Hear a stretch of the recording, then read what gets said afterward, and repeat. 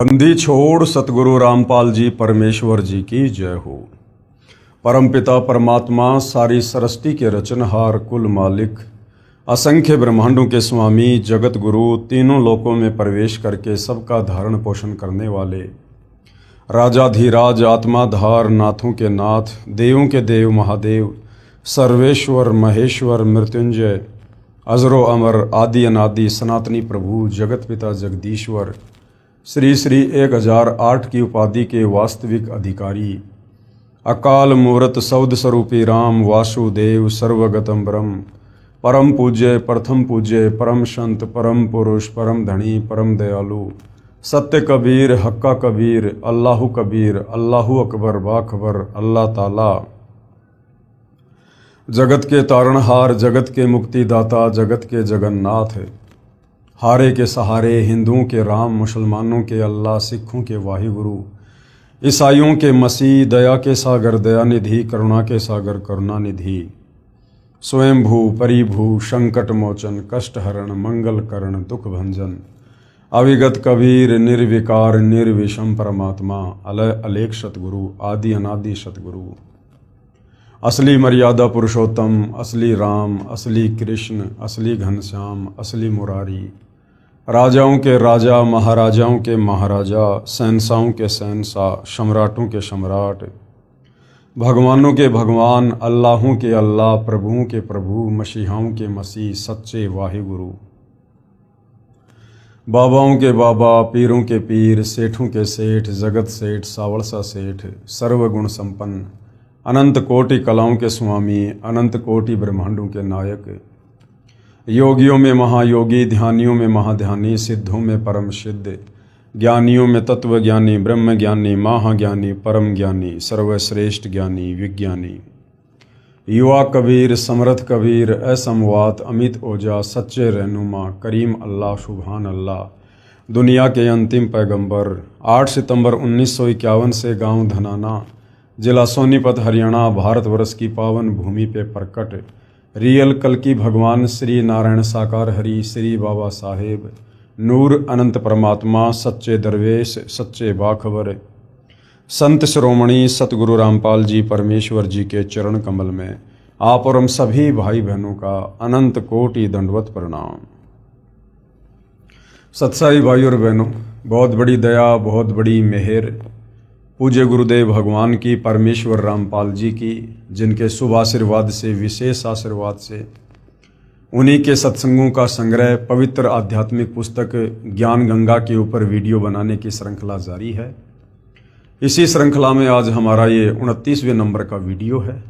प्रत्येक वीडियो में पूज्य गुरुदेव भगवान जी के आशीर्वाद से हमें भक्ति मार्ग के विषय में अध्यात्म के विषय में वो सब कुछ जानने और समझने को मिल रहा है जो जानने की जिज्ञासा हमारी सदियों से थी, परंतु तत्व ज्ञान के अभाव में हमारे नादान धर्म गुरु हमें इन शास्त्रों से वो गूढ़ रहस्य निकाल कर नहीं बता पाए, नहीं समझा पाए कि परमात्मा कौन है, कैसा है, कहाँ रहता है, कैसे मिलता है, कैसा दिखाई देता है, उसकी शास्त्र अनुकूल भक्ति क्या है, हमें मुक्ति कैसे प्राप्त हो, हमें जन्म मरण और बुढ़ापे के संकट से हमें कैसे राहत मिले, हम लक 84 योनियों की पीड़ा से कैसे बाहर निकल सकते हैं। हमारे इन तमाम सवालों के जवाब हमारे धर्मगुरु नहीं दे पा रहे थे, क्योंकि ना तो उन्हें स्वयं तत्व ज्ञान था और ना ही वे किसी तत्वदर्शी संत की शरण में थे। और तत्वदर्शी संत के बिना इन आध्यात्मिक गूढ़ रहस्यों को, सदग्रंथों के सार को कोई भी व्यक्ति या महात्मा इनको सार्वजनिक नहीं कर सकता है। इसलिए भाई और बहनों, आज पूज्य गुरुदेव भगवान की पूरे विश्व के मानव समाज पर बहुत बड़ी कृपा हुई है कि आज उन्होंने हमें अध्यात्म का वो सार जो हमारे ही सदग्रंथों में छुपा हुआ था निकाल कर पवित्र पुस्तक ज्ञान गंगा के रूप में दे दिया है। और ये ज्ञान गंगा पुस्तक भारत देश में विशेषकर घर घर में पहुंच चुकी है। तो भाई और बहनों, अब समय आ गया है इस पवित्र पुस्तक ज्ञान गंगा को पढ़कर, इसके ज्ञान को समझकर जगत गुरु तत्वदर्शी सतगुरु रामपाल जी भगवान की शरण में आकर अपनी आत्मा का कल्याण करवाने का। तो भाई और बहनों, इस पुस्तक में अभी तक आपने भक्ति मार्ग के विषय में बहुत कुछ जान लिया है, बहुत कुछ पहचान लिया है। सबसे पहले तो हमें आत्मज्ञान के साथ साथ परमात्म ज्ञान हुआ कि वास्तव में वो परमात्मा कौन है जिन्होंने इस सारी सृष्टि को रचा है। वो साकार है या निराकार है, वो कहाँ रहता है। उसके बाद वो परमात्मा जिन जिन महापुरुषों को इस धरती पर स्वयं ही सतलोक से गति करके चलकर आकर मिले, उन आत्माओं को फिर अपना सचखंड दिखाया, सर्व ब्रह्मांडों की स्थिति से परिचित करवाया। उसके बाद उन आत्माओं ने भी अपनी वाणियों के माध्यम से देश और दुनिया को जगाया। तो भाइयों और बहनों, आज हम जो आगे बढ़ेंगे इस पवित्र पुस्तक में, तो आज का हमारा जो टॉपिक है वो है शंका समाधान। यानी इतना ज्ञान सुनने और समझने के बाद भी काल प्रेरणा से कुछ शंकाएं मन में रह जाती हैं, जिन शंकाओं का समाधान करते हुए सतगुरु रामपाल जी हमें समझाना चाह रहे हैं कि कोई शंका मन में मत रखिए। परमेश्वर जी की वाणी है कि माँ मूंडू उस संत की जिससे संसा न जाए, काल खाए थोड़े शंका सब जग खाए। वो संत ही क्या, वो महात्मा ही क्या, जो अपने भगत के मन में किसी प्रकार की कोई शंका छोड़ दे। तो भाई और बहनों, यदि आप ध्यानपूर्वक पवित्र पुस्तक ज्ञान गंगा को पढ़ेंगे या सतगुरु रामपाल जी के मुख कमल से जो सत्संग बोले गए हैं आप उनको सुनेंगे, तो अपने ही धर्मशास्त्रों से सारे प्रमाण देखकर हमारे मन में अध्यात्म को लेकर किसी प्रकार की कोई शंका रह नहीं जाएगी। फिर भी जो छोटी मोटी शंकाएं हैं उनका भी सतगुरु रामपाल जी ने बखूबी समाधान किया है। प्रश्न, किसी ने सवाल किया, उपरोक्त गीता सार से तो सिद्ध होता है कि ब्रह्मा जी, विष्णु जी तथा शिव जी की पूजा व्यर्थ है, यानी बेकार है। यानी सतगुरु रामपाल जी ने जो पवित्र गीता जी का सार निकाल कर इस पवित्र पुस्तक ज्ञान गंगा में डाल दिया है, तो साधक कह रहा है कि इस पवित्र पुस्तक से गीता जी का सार समझकर तो ऐसा लगा कि जैसे श्री ब्रह्मा, श्री विष्णु और श्री शंकर जी की पूजा बिल्कुल व्यर्थ है, बिल्कुल बेकार है। परंतु मैं तो 30 वर्ष से श्री शिव जी की पूजा कर रहा हूं तथा भगवान श्री कृष्ण जी मेरे बहुत प्रिय हैं। मैं इन प्रभुओं को नहीं छोड़ सकता, मेरा इनसे विशेष लगाव हो चुका है। श्री गीता जी का नित्य पाठ करता हूं। हरे राम हरे कृष्ण राधे श्याम सीताराम, ओम नमः शिवाय, ओम नमो भगवते वासुदेवाय आदि नाम जाप करता हूँ। सोमवार का व्रत भी रखता हूँ, कावड़ भी लाता हूँ तथा धामों पर भी दान करने जाता हूँ, मंदिर में मूर्ति पूजा करने भी जाता हूँ, स्वर्ग प्राप्ति की इच्छा करता हूँ तथा परंपरागत पूजा के कारण एक महंत से उपदेश भी ले रखा है। तो सतगुरु रामपाल जी उस जिज्ञासु को क्या कुछ समझा रहे हैं। कृपया आप पुनः उपरोक्त गीता सार को पढ़ो। जब तक तत्व ज्ञान से पूर्ण परिचित आप नहीं होंगे तब तक ये शंका रूपी कांटा खटकता ही रहेगा।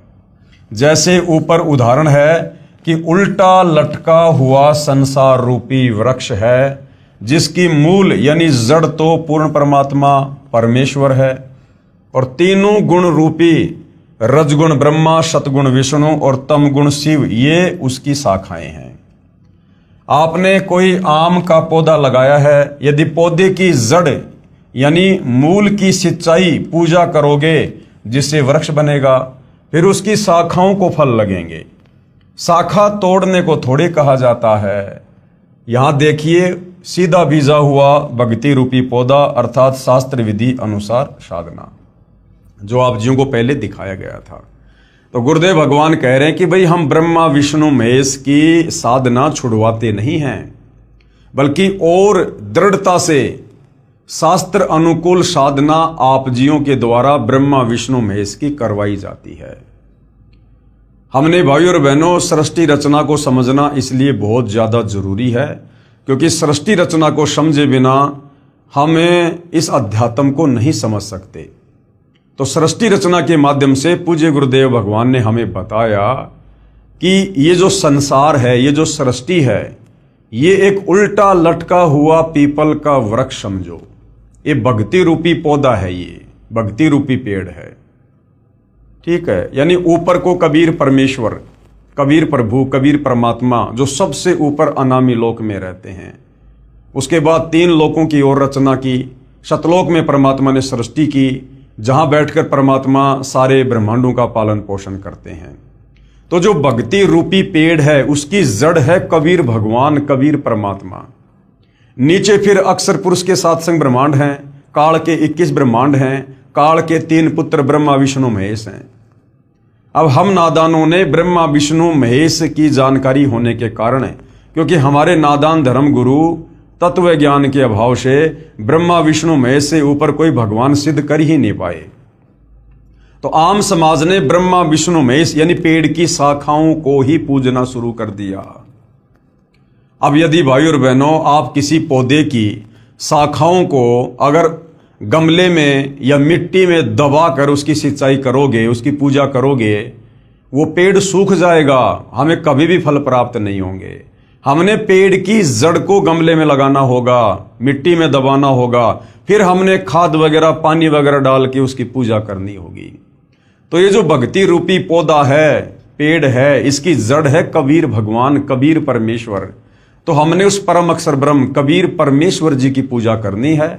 और जब हम पेड़ की जड़ की पूजा करेंगे, जड़ में खाद डालेंगे, पानी डालेंगे, तो पूरा पेड़ बनेगा और फिर शाखाओं को यानी ब्रह्मा विष्णु महेश को फल लगेंगे। अर्थात ब्रह्मा विष्णु महेश के माध्यम से फिर ये कबीर भगवान जब हम जड़ की यानी उनकी पूजा करेंगे, फिर ये हमें कर्म फल देंगे ब्रह्मा विष्णु महेश के माध्यम से। अब हम नादानों ने पेड़ की टहनियों को जमीन में दबा दिया और जड़ कर दी ऊपर, तो भला वो पेड़ सूखेगा, यानी हमारी भक्ति फिर कभी सफल नहीं होगी। इसी प्रकार पूजा तो पूर्ण परमात्मा अर्थात मूल की करनी है। फिर कर्म फल तीनों गुण ब्रह्मा विष्णु शिव रूपी शाखाओं को लगेंगे। इसलिए कुछ भी नहीं छोड़ना है, केवल अपना भक्ति रूपी पौधा सीधा बीजना है। अर्थात भक्ति की विधि हमने सही करनी है, अर्थात शास्त्र विधि अनुसार साधना प्रारंभ करनी है।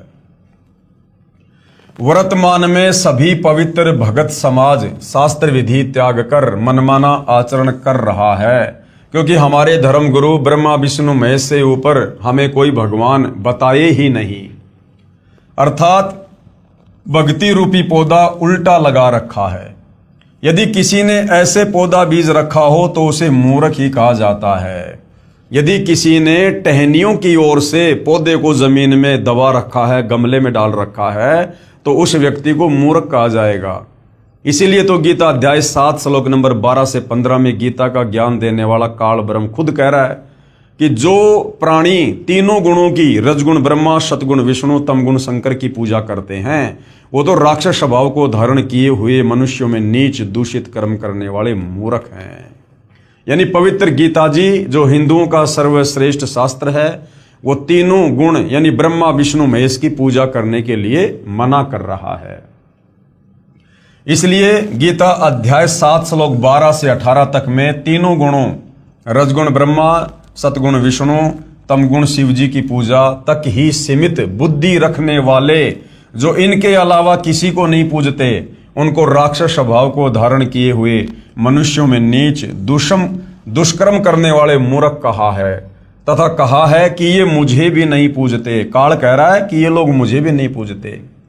फिर ये काल, ये ब्रह्म गीता का ज्ञान देने वाला, फिर अपनी साधना को भी गीता ज्ञान दाता प्रभु ब्रह्म अर्थात क्षर पुरुष ने अति घटिया यानी अनुतमाम अर्थात व्यर्थ कहा है। फिर गीता ज्ञान देने वाला काल ब्रह्म अपनी साधना को, ओम नाम की साधना को भी, जो चारों वेदों और गीता जी में है, उसको भी अध्याय 7 श्लोक नंबर 18 में अनुतमाम यानी अश्रेष्ठ घटिया बता रहा है कि मुझ काल की ओम नाम की साधना करने से भी साधक का पूर्ण मोक्ष नहीं होगा। वो परम धाम शाश्वत स्थान सतलोक नहीं जा सकता, वो यहीं पर मेरे 21 ब्रह्मांड में जन्म और मरण के चक्कर में रहेगा। इसलिए गीता अध्याय 18 श्लोक 62, 64, 66 तथा अध्याय 15 श्लोक 1 से 4 में कहा है कि उस पूर्ण परमात्मा यानी उल्टे लटके वृक्ष की मूल की पूजा कर, उस पूर्ण परमात्मा की शरण में जा, उस कबीर भगवान की शरण में। उसकी पूजा तत्वदर्शी संत के बताए मार्ग से कर। उसकी पूजा कौन बताएगा? तत्वदर्शी संत। और गीता अध्याय 4 श्लोक 34 में तत्वदर्शी संत की तरफ संकेत किया है। उसी पूर्ण परमात्मा की यानी कबीर परमेश्वर की शास्त्र विधि अनुसार साधना करने से ही साधक परम शांति तथा सतलोक को प्राप्त होता है, अर्थात पूर्ण मोक्ष को प्राप्त करता है। गीता ज्ञान दाता प्रभु यानी क्षर पुरुष ये काल कह रहा है कि मैं भी उसी की शरण में हूं, अर्थात मेरा भी इष्ट यानी पूज्य देव वही पूर्ण परमात्मा कबीर है। मैं भी उसी की पूजा करता हूं, अन्य को भी उसी की पूजा करनी चाहिए। तो गीता ज्ञानदाता तो खुद अपने से अन्य उस पूर्ण परमेश्वर परम अक्षर ब्रह्म कबीर देव की पूजा के लिए कह रहा है। आप जी गीता का नित्य पाठ भी करते हो तथा साधना गीता जी में वर्णित विधि के विरुद्ध करते हो। जिन मंत्रों का हरे राम हरे कृष्ण राधे श्याम सीताराम ओम नमो शिवाय ओम नमो भगवते वासुदेवाय आदि आदि मंत्रों का आप जाप करते हो तथा अन्य साधनाएं जैसे व्रत करना, कावड़ लाना, तीर्थों व धामों पर दान करना तथा पूजा के लिए जाना, गंगा स्नान तथा तीर्थों पर लगने वाली परभी में स्नान पवित्र गीता जी में वर्णित न होने के कारण शास्त्र विधि त्याग कर मनमाना आचरण है। अर्थात जो जो क्रियाएं आप जी कर रहे हो ये सारी क्रियाएं पवित्र ग्रंथ गीता करने के लिए मना कर रहा है, जिसे पवित्र गीता जी अध्याय 16 श्लोक 23-24 में व्यर्थ कहा है। तो भाई और बहनों, सतगुरु रामपाल जी परमेश्वर जी ने हर प्रकार से शास्त्रों का हवाला देकर अपनी तरफ से कुछ ना कहकर आप और हमें अध्यात्म के विषय में सब कुछ समझा चुके हैं। इसके बाद भी यदि मन में कोई शंका रह जाती है तो वे फिर तो उस प्राणी के माड़े भाग ही कहे जाएंगे। गद्दी तथा महंत परंपरा की जानकारी। अब ये गद्दी तथा महंत परंपरा ये कैसे शुरू हुई है, जिसके चक्कर में लाखों प्राणी उलझे हुए हैं। महंत व गद्दी परंपरा की जानकारी। किसी एकांत स्थान पर या शहर व किसी गांव में कोई महान आत्मा संत या भगत रहा करता था।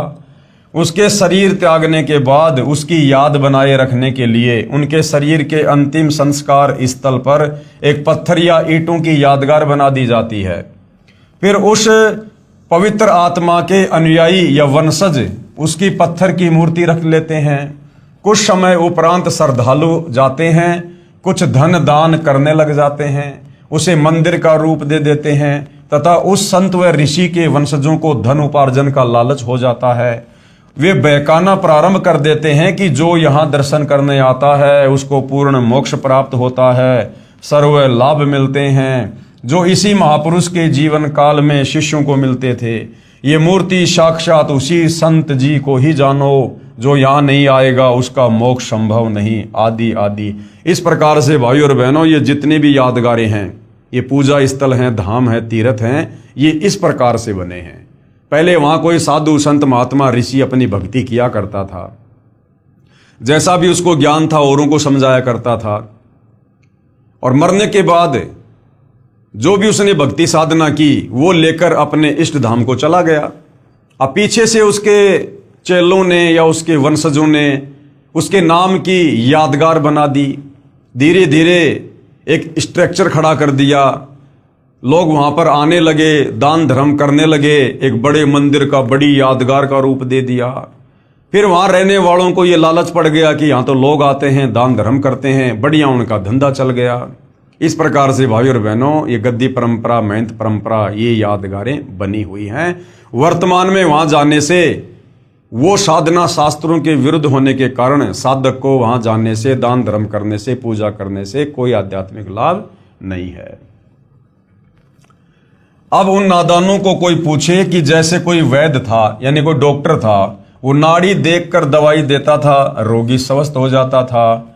उस वैद्य यानी डॉक्टर की मृत्यु के बाद उसकी मूर्ति बनाकर स्थापित करके कोई लालची कहे कि ये मूर्ति उसी डॉक्टर वाला कार्य करती है, जो इसके दर्शन करने आएगा वह पूर्ण स्वस्थ हो जाएगा। या स्वयं नकली वैद्य बनकर कोई बैठ जाए कि मैं भी दवाई देता हूं, परंतु सारा उपचार औषधि के ग्रंथ के विपरीत दे रहा है, वह धोखा दे रहा है, क्योंकि केवल धन उपार्जन उसका उद्देश्य है, किसी भी संत या प्रभु की मूर्ति आदरणीय यादगार तो है, परंतु पूजनीय नहीं है। तो भाई और बहनों, आप और हमने हर प्रकार की इन भ्रमणाओं से, जो इन धन के लोभियों ने, स्वार्थियों ने अपने धार्मिक धंधे के लिए समाज में फैला रखी थी, हमने इन भ्रमणाओं से अब बाहर निकलना है और हमने शास्त्र अनुकूल साधना करके अपनी आत्मा का कल्याण करवाना है। क्योंकि स्वयं सारी सृष्टि का मालिक कबीर परमेश्वर जगत गुरु तत्वदर्शी सतगुरु रामपाल जी के रूप में धरती पर प्रकट हैं। ऐसे ही किसी संत या भगवान की मूर्ति बनाकर उसकी आड़ में कोई पुजारी व महंत कहे कि मैं भी नाम देता हूं, वह महानुभाव सर्व साधना उसी पवित्र शास्त्र के विपरीत दे रहा है जो उस महान संत ने अपने अनुभव का लिखा है। तो वह नकली संत व महंत स्वयं भी दोषी है तथा अनुयायियों का भी जीवन व्यर्थ करने का भार अपने शीश पर ले रहा है। संत तो एक समय में एक ही आता है, एक समय में पृथ्वी पर एक ही पूर्ण संत होता है। अब देख लो, वर्तमान में धरती पर पूर्ण संत सतगुरु रामपाल जी हैं। इनके अलावा ये जितने भी आचार्य, शंकराचार्य, मंडलेश्वर हैं, धर्माचार्य हैं, किसी भी धर्म का कोई भी धर्म गुरु है, ये सारे के सारे नकली हैं, काल के द्वारा भेजे गए हैं। ये समाज का आध्यात्मिक दृष्टि से उल्टा ही मार्गदर्शन कर रहे हैं। उसके मार्ग में करोड़ों नकली संत, महंत तथा आचार्य बाधक बनते हैं। किसके? जो एक समय में एक ही संत धरती पर होता है। किसी संत जी के शरीर त्यागने के बाद संत या महंत परंपरा प्रारंभ होती है। पहले वाले संत के स्थान की रक्षार्थ एक प्रबंधक चुना जाता है जिसे महंत कहा जाता है। वह केवल उस पवित्र यादगार की देखभाल करने के लिए ही नियुक्त किया जाता है। फिर लालचवश वह स्वयं ही गुरु बन बैठता है तथा भक्ति चाहने वाली प्यारी आत्माएं उस पर आधारित होकर अपना जीवन व्यर्थ कर जाती हैं। महंत परंपरा का नियम बना रखा है कि पूर्व महंत का प्रथम पुत्र महंत पद का अधिकारी होगा, चाहे वह शराबी हो, चाहे वह अज्ञानी हो। ये भक्ति मार्ग है। इसमें केवल पूर्ण संत ही जीव उद्धार कर सकता है। दास ने 2-3 महंत परंपरा की पुस्तक पढ़ी, उनमें जो देखा वो इस प्रकार है। अब क्या समझा रहे हैं गुरुदेव भगवान? एक 2 वर्ष का बच्चा गद्दी पर बैठा दिया, फिर वह बड़ा होकर नामदान करने लग गया। अब बताओ, 2 साल का बच्चा लोगों का क्या मार्गदर्शन करेगा? उसको क्या आध्यात्मिक ज्ञान है? लेकिन एक परंपरा के तहत उसको महंत बना के बैठा दिया। दूसरी पुस्तक में पढ़ा कि एक 5 वर्ष के बच्चे का पिताजी जो महंत जी था अचानक मृत्यु को प्राप्त हो गया। बाद में संगत ने तथा उसकी माताजी ने उस 5 वर्षीय बच्चे को महंत पद पर नियुक्त कर दिया। कुछ वर्ष पर्यंत वह गुरुजी बन गया। अब बताओ, 5 साल का बच्चा जिसको अपने कपड़े भी पहनने नहीं आते ढंग से, उस बच्चे को महंत बनाकर बैठा दिया। दुनिया उसकी पूजा करने लगी। एक महंत परंपरा के इतिहास को पढ़ा कि महंत को कोई संतान नहीं हुई, उसकी मृत्यु हो गई। भाई की मृत्यु पहले हो चुकी थी, कोई संतान नहीं थी। गद्दी की रखवाली के लिए एक सेवक को उस कुल में संतान होने तक अस्थायी महंत नियुक्त कर दिया। कुछ समय उपरांत महंत कुल में किसी के लड़का हुआ और जो अस्थायी महंत जो गद्दी पे बैठा था वो गद्दी लेकर भाग गया। किसी अन्य शहर में स्वयं ही गद्दी स्थापना करके महंत बन बैठा, वहां नई दुकान खोल ली तथा पूर्व स्थान पर एक 2.5 वर्ष का बच्चा महंत बना दिया गया। एक महंत परंपरा का इतिहास देखा कि बड़ा बेटा घर त्याग गया, उससे छोटे को महंत पद पर नियुक्त कर दिया। कुछ समय पर्यंत वहां मंदिर बन गया तथा अधिक चढ़ावा भेंट पूजा का धन आने लगा। उस बड़े वाले की संतान ने कहा कि इस मंदिर पर हमारा अधिकार है। इस कारण झगड़ा शुरू हुआ। गद्दी पर विराजमान महंत जी की हत्या कर दी गई। फिर उसका बड़ा बेटा महंत अर्थात गद्दी का अधिकारी नियुक्त कर दिया, उसकी भी हत्या कर दी गई। फिर उसका दूसरा भाई गद्दी पर बैठाया गया। दूसरे जो अपने को अधिकारी बताते थे उन्होंने नया स्थान बनाकर नई दुकान खोल ली। एक दूसरे पर मुकदमे करके सुखमय जीवन को लालच में नरक बना लिया। वह धाम कहाँ रहा? अरे धाम पर जाने से तो शांति होनी चाहिए, धाम पर तो ज्ञान बंटना चाहिए, धाम पर तो शास्त्र अनुकूल साधना होनी चाहिए। तो ऐसी जगहों को धाम नहीं कहा जा सकता। वह तो कुरुक्षेत्र वाला महाभारत के युद्ध का मैदान हो गया। कुछ महंतों ने संत बनाने की एजेंसी ले रखी है, लाल कपड़े धारण करवाते हैं, पूर्व नाम को बदलकर अन्य नाम रख देते हैं। फिर वह बनावटी महंत का बनावटी शिष्य नकली संत बनकर भोली आत्माओं के जीवन के साथ खिलवाड़ करता रहता है तथा अनमोल मनुष्य जीवन को स्वयं भी व्यर्थ कर रहा है तथा भोली आत्माओं के जीवन को भी नाश कर रहा है तथा महापाप का भागी बन रहा है।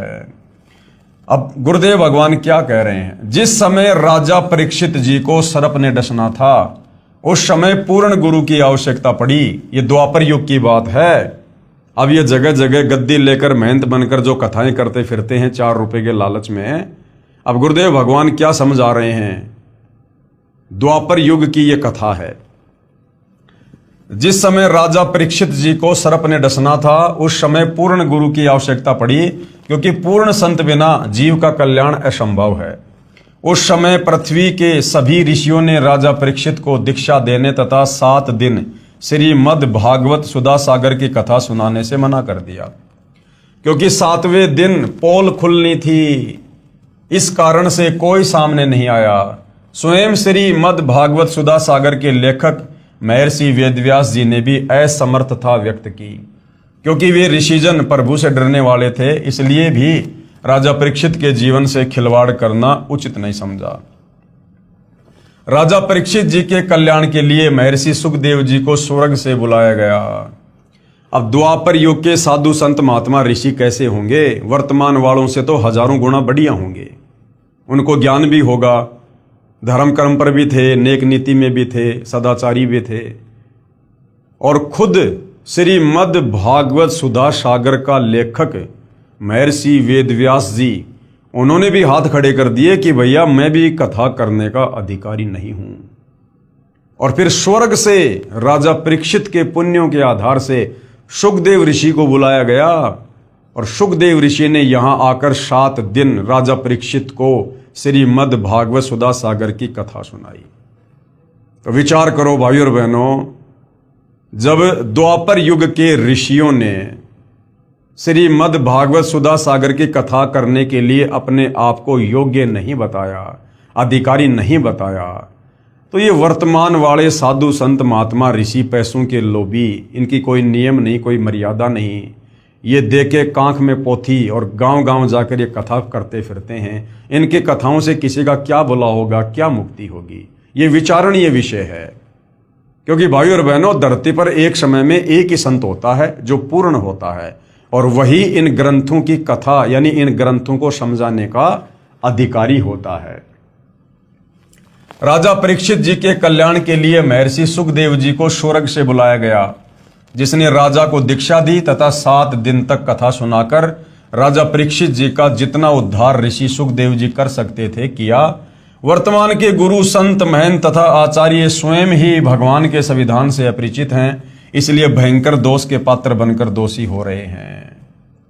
कहते औरों पंथ बताओ ही और स्वयं न जाने राह। दूसरों को तो रास्ता दिखा रहे हैं और खुद अंधकार में बैठे हैं।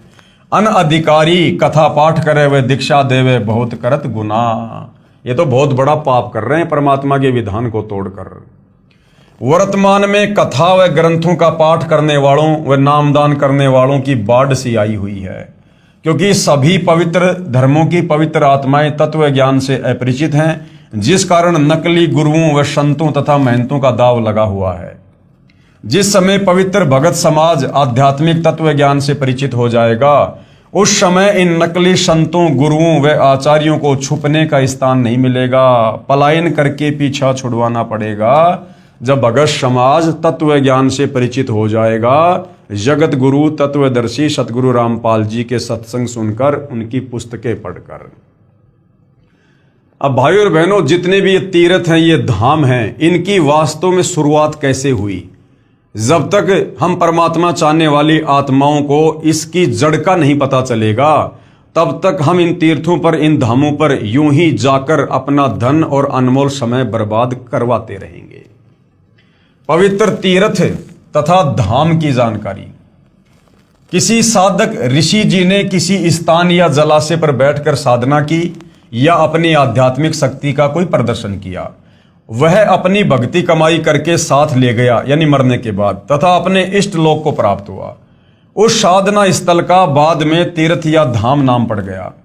अब कोई उस स्थान को देखने जाए कि यहाँ कोई साधक रहा करता था उसने बहुतों का कल्याण किया। अब न तो वहां संत जी हैं जो उपदेश दे सके, वह तो अपनी कमाई करके चला गया। विचार करें, तीर्थ व धाम को हमाम दस्ता जानो। हमाम दस्ता क्या होता है? जैसे कोई भी जड़ी बूटी या सामग्री कूटने के लिए एक लोहे का एक उखड़ और मुसड़ बोलते हैं उसको हमाम दस्ता कहते हैं। एक 1.5 फुट का लोहे का गोल पात्र लगभग 9 इंच परिधि का उखड़ जैसा होता है तथा 1.5 फुट लंबा तथा 2 इंच परिधि का गोल लोहे का डंडा सा मुसड़ जैसा होता है, जो सामग्री व दवाइयां आदि कूटने के काम आता है। उसे हमाम दस्ता कहते हैं। एक व्यक्ति अपने पड़ोसी का हमाम दस्ता मांग कर लाया। उसने हवन की सामग्री कूटी तथा मांझ धोकर लौटा दिया। जिस कमरे में हमाम दस्ता रखा था उस कमरे में सुगंध आने लगी उस जड़ी बूटी की। घर के सदस्यों ने देखा कि यह सुगंध कहां से आ रही है, तो पता चला कि हमाम दस्ते से आ रही है। वे समझ गए कि पड़ोसी ले गया था, उसने कोई सुगंध युक्त वस्तु कूटी होगी और कुछ दिन बाद वो सुगंध भी आना फिर बंद हो जाती है। इसी प्रकार ये तीर्थ और धाम है भाई और बहनों। इसी प्रकार तीर्थ व धाम को एक हमाम दस्ता जानो। जैसे सामग्री कूटने वाले ने अपनी सारी वस्तु पहुंच कर रख दी, खाली हमाम दस्ता लौटा दिया। अब कोई उस हमाम दस्ते को सूंघ कर ही कृतार्थ माने तो नादानी है। उसको भी सामग्री लानी पड़ेगी, तब पूर्ण लाभ होगा। ठीक इसी प्रकार किसी धाम व तीर्थ पर रहने वाला पवित्र आत्मा तो राम नाम की सामग्री कूटकर, यानी जैसे भी उसके पास भक्ति थी वो करके और अपना शरीर छोड़ के झाड़ पहुंचकर अपनी सर्व कमाई को साथ ले गया। बाद में अनजान श्रद्धालु उस स्थान पर जाने मात्र से कल्याण समझे तो उनके मार्गदर्शकों यानी गुरुओं की शास्त्र विधि रहित बताई साधना का ही परिणाम है। उस महान आत्मा संत की तरह भगवान की साधना करने से ही कल्याण संभव होगा। उन तीर्थों के धामों के चक्कर काटने से कुछ नहीं मिलेगा। उसके लिए तत्वदर्शी संत की खोज करके उससे उपदेश लेकर आजीवन भक्ति करके मोक्ष प्राप्त करना चाहिए। शास्त्र विधि अनुकूल सत साधना गुरुदेव कह रहे हैं मुझ दास के पास उपलब्ध है, कृपया निःशुल्क प्राप्त करें। ऐसी अनमोल वस्तु जिसका कोई मूल्य नहीं है, जिस साधना से, जिन मंत्रों के जाप से हमारी आत्मा का कल्याण होगा, जन्म जन्म का संताप कटेगा। युगों युगों से हम जो जन्म मरण का कष्ट भोग रहे हैं, 184 योनि में गधे कुत्ते सूअर बनकर यातना भोग रहे हैं, नरक भोग रहे हैं, हमारा वो रोग कटेगा। ऐसी अनमोल वस्तु तीनों लोकों में जिसके समान कोई कीमती वस्तु नहीं, वो हमें सतगुरु रामपाल जी मुफ्त में दे रहे हैं, मुफ्त में। और भाई और बहनों, युगों युगों के बाद दाव लगता है सत भक्ति का, युगों युगों के बाद। अब गुरुदेव बता रहे श्री अमरनाथ धाम की स्थापना कैसे हुई, जहां दुनिया जाती है दर्शन करने के लिए कि हमारी मुक्ति होगी, मोक्ष होगा, हमारे को पुण्य मिलेंगे। तो पहले वहां जाने से पहले ये जान लो कि अमरनाथ धाम की स्थापना कैसे हुई। भगवान शंकर जी ने पार्वती जी को एकांत स्थान पर उपदेश दिया था, यानी नाम दीक्षा दी थी, जिस कारण से माता पार्वती जी इतनी मुक्त हो गई कि जब तक भगवान शिव जी यानी तमोगुण की मृत्यु नहीं होगी तब तक उमा जी की भी मृत्यु नहीं होगी। 7 ब्रह्मा जी की मृत्यु के उपरांत भगवान विष्णु की मृत्यु होती है और 7 विष्णु जी की मृत्यु के बाद शिव जी की मृत्यु होती है। तब माता पार्वती जी भी मृत्यु को प्राप्त होगी। यानी भगवान शंकर से नाम उपदेश लेकर पार्वती जी इतनी अमर हो गई कि जब तक भगवान शंकर नहीं मरेगा तब तक पार्वती भी नहीं मरेगी। लेकिन मरेंगे भगवान शंकर भी और मरेगी फिर पार्वती भी। तब माता पार्वती जी भी मृत्यु को प्राप्त होगी। पूर्ण मोक्ष नहीं हुआ, क्योंकि जब शंकर जी का ही मोक्ष नहीं है तो पार्वती जी का कैसे होगा। फिर भी जितना लाभ पार्वती जी को हुआ वह भी अधिकारी से उपदेश मंत्र लेकर हुआ। बाद में श्रद्धालुओं ने उस स्थान की याद बनाए रखने के लिए उसको सुरक्षित रखा तथा दर्शक जाने लगे। जिस जगह पर भगवान शंकर ने पार्वती जी को मंत्र दिए थे उसको अमरनाथ कहते हैं, उस जगह को अमरनाथ कहते हैं जहां पर पार्वती जी को अमर मंत्र दिए थे। बाद में लोगों ने उस जगह को सुरक्षित बनाए रखने के लिए वहां पर एक यादगार बना दी। अब गुरुदेव कह रहे हैं जैसे ये दास यानी अपने लिए गुरुदेव कह रहे हैं कि स्थान स्थान पर जा जाकर सत्संग करता है, वहां पर खीर व हलवा भी बनाया जाता है। जो भगत आत्मा उपदेश प्राप्त कर लेता है उसका कल्याण हो जाता है। सत्संग की समाप्ति के बाद सभी टेंट आदि उखाड़कर दूसरे स्थान पर सत्संग के लिए चले गए। पूर्व स्थान पर केवल मिट्टी या ईंटों की बनाई भट्टी व चूल्हे से छोड़ दिए। फिर कोई उसी शहर के व्यक्ति से कहे कि आओ आपको वह जगह दिखाकर लाता हूं जहां सतगुरु रामपाल जी का सत्संग हुआ था, खीर बनाई थी। बाद में उन भट्टियों को देखने जाने वाले को न तो खीर मिलेगी, न ही सत्संग के अमृत वचन सुनने को मिलेंगे, और ना ही उपदेश प्राप्त हो सकता जिससे कल्याण हो सके। उसके लिए संत ही खोजना पड़ेगा। जहां सत्संग चल रहा हो वहां पर सर्व कार्य सिद्ध होंगे। तो भाई दुनिया जिस अमरनाथ पर जाती है भक्ति भाव से, वहां ना तो भगवान शंकर है ना पार्वती है, केवल वो एक यादगार है। और वहां पर चाहे चक्कर काटना तो छोड़ो, अगर वहां पर तुम खुद भी रहने लग जाओ, यदि तुम वहां पर बस जाओ तो भी तुम्हारी आत्मा का कल्याण नहीं है। ठीक इसी प्रकार तीर्थों व धामों पर जाना तो उस यादगार स्थान रूपी भट्ठी को देखना मात्र ही है। यह पवित्र गीता जी में वर्णित ना होने से शास्त्र विरुद्ध हुई, जिससे कोई लाभ नहीं। इसका प्रमाण पवित्र गीता अध्याय 16 श्लोक 23-24 में कि अर्जुन, शास्त्र विधि को त्याग कर जो मनमानी भक्ति पूजा करते हैं उनको कोई लाभ नहीं, उनकी कोई गति नहीं, उनकी कोई मुक्ति नहीं। तत्व ज्ञानहीन संतों व महंतों तथा आचार्यों द्वारा भ्रमित श्रद्धालु तीर्थों व धामों पर आत्म कल्याणार्थ जाते हैं। श्री अमरनाथ जी की यात्रा पर गए श्रद्धालु 3-4 बार बर्फानी तूफान में दबकर मृत्यु को प्राप्त हुए। प्रत्येक बार मरने वालों की संख्या हजारों में होती थी। विचारणीय विषय है कि यदि श्री अमरनाथ जी के दर्शन व पूजा लाभदायक होती तो क्या भगवान शिव उन भक्तों की रक्षा नहीं करते? अर्थात प्रभु शिव जी भी शास्त्र विरुद्ध साधना से अप्रसन्न हैं। भगवान शंकर भी इन पाखंडों से प्रसन्न नहीं है, इस प्रकार की साधनाओं से। वैष्णो देवी के मंदिर की स्थापना कैसे हुई? जो श्रद्धालु वैष्णो देवी मंदिर जाते हैं भक्ति भाव से पूजा के लिए, आत्म कल्याण के लिए, तो पहले यह तो जान लो कि वैष्णो देवी मंदिर की स्थापना कैसे हुई। जब सती जी यानी उमा देवी अपने पिता राजा दक्ष के हवन कुंड में छलांग लगाने से जलकर मृत्यु को प्राप्त हुई। अब वो हवन कुंड में छलांग क्यों लगाई? गुरुदेव ने बताया, एक समय शंकर और पार्वती जी, जिसको उमा भी कहते हैं, दोनों आकाश मार्ग से जा रहे थे।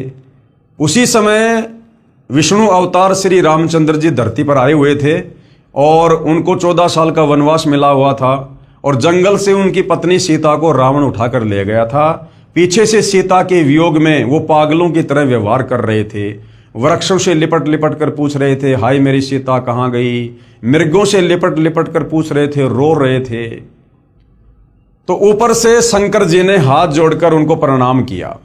तो पार्वती ने पूछा, आप किसको प्रणाम कर रहे हो? तो शंकर जी ने कहा कि मैं भगवान विष्णु को प्रणाम कर रहा हूं। तो पार्वती ने कहा कि ये इस प्रकार से आम आदमी की तरह रोने वाला अपनी पत्नी के वियोग में ये भगवान कैसे हो सकता है? मैं तो इसकी परीक्षा लूंगी। तो शंकर जी ने कहा कि तू ये गलती मत कर देना, तू सीता का रूप बनाकर भगवान के सामने मत चली जाना। अगर तुमने सीता का रूप बना लिया तो सीता मेरी भाभी है और भाभी मां के समान होती है, फिर तू मेरे योग्य नहीं रहेगी, फिर मैं तुझे पत्नी रूप में स्वीकार नहीं करूंगा। तो उस समय तो पार्वती ने कहा ठीक है, नहीं लूंगी परीक्षा। घर आने के बाद शंकर जी तो अपने काम धाम से चले गए। पीछे से पार्वती ने सीता जी का रूप बनाया और रामचंद्र जी के सामने जाके खड़ी हो गई कि अगर भगवान होगा तो मुझे पहचान लेगा। अब जैसे पार्वती सीता जी का रूप बना के खड़ी हुई, उधर से इस काल में इसने श्री रामचंद्र जी को सद्बुद्धि दे दी, ज्ञान योग खोल दिया, दृष्टि दे दी, और रामचंद्र जी ने पहचान लिया कि ये तो मेरी पत्नी सीता नहीं, ये तो जो है ये तो पार्वती है। तो रामचंद्र जी ने कहा कि हे दक्ष पुत्री माया, भगवान शंकर को कहां छोड़कर आ गई? अब पार्वती ने देखा भैया इसने तो मुझे पहचान लिया, तो वापस वो पार्वती रूप में आ गई और कहा कि भगवान शंकर ठीक कह रहे थे, आप तो वास्तव में भगवान ही हो। चली गई। अब उधर से भाई और बहनों, श्री रामचंद्र जी को अपनी पत्नी का तो पता नहीं कि उसे कौन ले गया, और उधर से सीता रूप में पार्वती को पहचान लिया। ये काल ने तुरंत बुद्धि ऑन कर दी, क्योंकि 21 ब्रह्मांड के जितने भी प्राणी हैं, आम व्यक्ति से लेकर ब्रह्मा विष्णु महेश, उन सब की बुद्धि का रिमोट इस काल बलि के हाथ में है। तो पार्वती अपने घर चली गई, शाम को शंकर जी आ गए। उधर से काल ने शंकर जी को प्रेरणा कर दी, दिव्य दृष्टि दे दी, और शंकर जी ने देखा भैया ये तो काम खराब करके आ गई, इसने तो मेरी माता जी का रूप धारण कर लिया, अब ये पत्नी रूप में स्वीकार्य नहीं है। घर आकर शंकर जी ने पार्वती से पूछा, आप परीक्षा लेने गई थी? तो पार्वती जी ने साफ साफ मना कर दिया, झूठ बोल दिया अपने पति से कि मैं नहीं गई थी। शंकर जी ने थोड़ा सा गुस्से में आकर पूछा, तो पार्वती ने हाँ कर दी कि हाँ मैं गई थी। उसी दिन से शंकर जी ने पार्वती से नाराज होकर पति पत्नी व्यवहार करना बंद कर दिया। और जब वर्षों का समय बीत गया तो पार्वती ने सोचा कि अब ये टस से मस होने वाले नहीं हैं, तो वो अपने पिता राजा दक्ष के घर पर चली गई कि कुछ दिन मैं अपने पीहर रह के आऊँगी, अपने माता पिता के पास रहकर आऊँगी, तब तक हो सकता है ये नॉर्मल हो जाएं, बात को भूल जाएं। इस दृष्टिकोण से पार्वती यानी उमा अपने पिता राजा दक्ष के घर पर चली गई। उस समय राजा दक्ष एक हवन करवा रहा था, जिसमें बहुत सारे साधु संत महात्मा ऋषि आए हुए थे, और राजा दक्ष की जितनी भी लड़कियां थी उन सब के जो पति थे वो भी आए हुए थे, सबके हवन कुंड बने हुए थे, और जो जो दामाद नहीं आया था उसका भाग अलग से निकाल रखा था। परंतु पार्वती और शंकर जी का कहीं कोई इस प्रकार का स्थान नहीं था। पूरे हवन कुंड में पार्वती ने घूम के देख लिया। अंत में अपने पिता के पास गई और कहा, पिताजी आपने मेरी सभी बहन और उनके पतियों के लिए जो है ये जगह वगैरह नियुक्त की हुई है हवन के लिए, हमारे लिए क्यों नहीं की? तो राजा दक्ष ने पार्वती का अपमान कर दिया और कहा, तू पहले ये बता तुझे यहां बुलाया किसने, और मैं उसका भाग क्यों निकालूं जिसके गले में सर्प पड़े रहते हैं, ना नहाता ना धोता है, राख को लपेट के रहता है। क्योंकि भाई और बहनों, पार्वती जी ने अपने पिता राजा दक्ष के मना करने पर भगवान शंकर से लव मैरिज की थी, जिस कारण से राजा दक्ष उससे नाराज था। तो इस प्रकार अपनी बेइज्जती को देखकर और उधर से अपने पति को नाराज देखकर कि ना तो मेरा ससुराल में कोई जगह है ना पीहर में कोई जगह है, ये सोचकर दुखी मन से काल प्रेरणा से और वो जो पार्वती थी वो उस हवन कुंड में छलांग लगा गई और वो जलकर खाक हो गई। तो जब सती जी यानी उमा देवी अपने पिता राजा दक्ष के हवन कुंड में छलांग लगाने से जलकर मृत्यु को प्राप्त हुई, तब भगवान शिव जी उसकी अस्थियों के कंकाल को मोहवश सती जी यानी पार्वती जी जानकर 10,000 साल तक कंधे पर लिए पागलों की तरह घूमते रहे। अब देखिए भाई और बहनों, 21 ब्रह्मांड में सारे के सारे प्राणी मोह ममता में बंधे हुए हैं, तीनों गुणों में बंधे हुए हैं। ये तीनों देवता एक एक गुण हैं जो हम इंसानों को बांध के रखते हैं, और ये खुद भी इन्हीं तीनों गुणों में बंधे हुए हैं। 10,000 साल तक उस जली हुई पार्वती की अस्थियों को अपनी पत्नी मानकर अपने सीने से लगाकर पागलों की तरह रोते हुए घूम रहे हैं भगवान शंकर। जैसे एक बंदरिया का बच्चा मर जाता है फिर भी वो उसे अपना बच्चा मानकर छाती से लगाकर घूमती रहती है। तो भाई और बहनों, चाहे ब्रह्मा विष्णु महेश हो, चाहे आप और हम इंसान हो, चाहे ये 184 योनियों के जीव हो, हम सब के सब जीव संज्ञा में हैं, जीव संज्ञा में। इसीलिए सतगुरु रामपाल जी का नारा है कि जीव हमारी जाति है, मानव धर्म हमारा, हिंदू मुस्लिम सिख ईसाई धर्म नहीं कोई न्यारा। तो इस तत्व ज्ञान से पता चलता है कि ब्रह्मा विष्णु महेश भी जीव संज्ञा में हैं और ये भी तीनों गुणों के प्रभाव से प्रभावित हैं। उसके बाद भगवान विष्णु जी ने सुदर्शन चक्र से सती जी के कंकाल को छिन्न भिन्न कर दिया। अब भगवान विष्णु जी के रूप में स्वयं कबीर परमात्मा जी ने ये लीला की। जहां धड़ गिरा, जहां पर पार्वती जी का वो धड़ वाला हिस्सा गिरा कंकाल का, वहां पर उसको जमीन में गाड़ दिया गया इस धार्मिक घटना की याद बनाए रखने के लिए कि ऐसी घटना घटित हुई थी। उसके ऊपर एक मंदिर जैसी यादगार बना दी कि कहीं आने वाले समय में कोई ये ना कह दे कि पुराण में गलत लिखा है। उस मंदिर में एक स्त्री का चित्र रख दिया, उसे वैष्णो देवी कहने लगे। उसकी देख रेख व श्रद्धालु दर्शकों को उस स्थान की कहानी बताने के लिए एक नेक व्यक्ति नियुक्त किया गया, जैसे गाइड वगैरह होते हैं। उसको अन्य धार्मिक व्यक्ति कुछ वेतन देते थे। बाद में उसके वंशजों ने उस पर भेंट दान लेना प्रारंभ कर दिया तथा कहने लगे कि एक व्यक्ति का व्यापार ठप हो गया था। माता के 100 रुपए संकल्प किए, एक नारियल चढ़ाया, वह बहुत धनवान हो गया। एक निसंतान दंपत्ति था, उसने माता जी के 200 रुपए, एक साड़ी, एक सोने का गले का हार चढ़ाने का संकल्प किया, उसको पुत्र प्राप्त हो गया। और इस प्रकार से भाई और बहनों, तत्व ज्ञान के अभाव में आम आदमी देखम देखा भेड़ चाल में इन धर्मों पर जाने लगा और इन धामों की पूजा शुरू हो गई। इस प्रकार भोली आत्माएं इन दंत कथाओं पर आधारित होकर अपनी पवित्र गीता जी तथा पवित्र वेदों को भूल गए कि हमारी गीता और वेदों में भगवान प्राप्ति के लिए, मुक्ति के लिए क्या भक्ति साधना लिखी है, उसको तो भूल गए और भेड़ चाल में इन तीर्थों पर, धामों पर जाना शुरू कर दिया, जिसमें वह सर्व साधनाएं शास्त्र विधि रहित लिखी हैं, जिसके कारण न कोई सुख होता है, न कोई कार्य सिद्ध होता है और न ही परम गति अर्थात मुक्ति होती है। कहाँ? इन धामों पर जाने से, तीर्थों पर जाने से, क्योंकि गीता और चारों वेद इन साधनाओं को करने के लिए मना कर रहे हैं। इसका प्रमाण पवित्र गीता अध्याय 16 मंत्र 23-24 में है। इसी प्रकार जहां देवी की आंखें गिरी वहां नैना देवी का मंदिर, जहां जिव्या गिरी वहां पर श्री जवाले जी के मंदिर तथा जहां धड़ गिरा वहां वैष्णो देवी के मंदिर की स्थापना हो गई।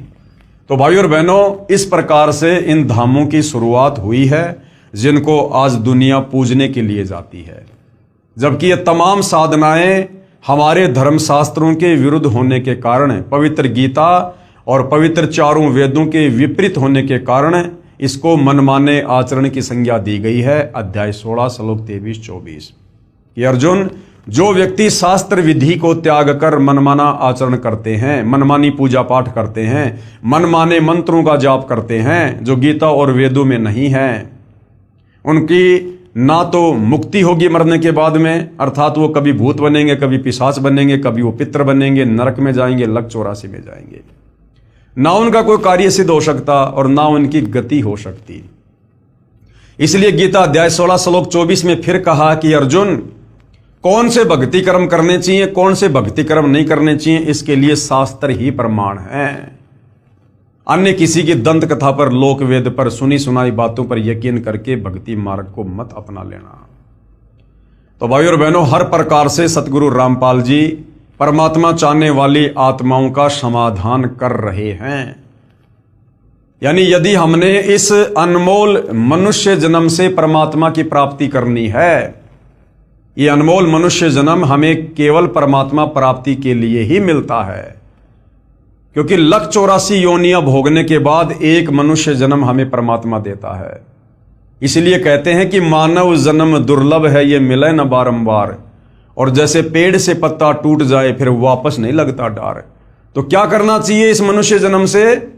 मानव जन्म पाए कर जो नहीं रटे हरि नाम। हरि नाम का मतलब है परमात्मा की सत भक्ति, शास्त्र अनुकूल साधना, तत्वदर्शी संत से उपदेश लेकर, कि मानव जन्म पाए के, मानव जन्म में स्त्री और पुरुष दोनों आ जाते हैं।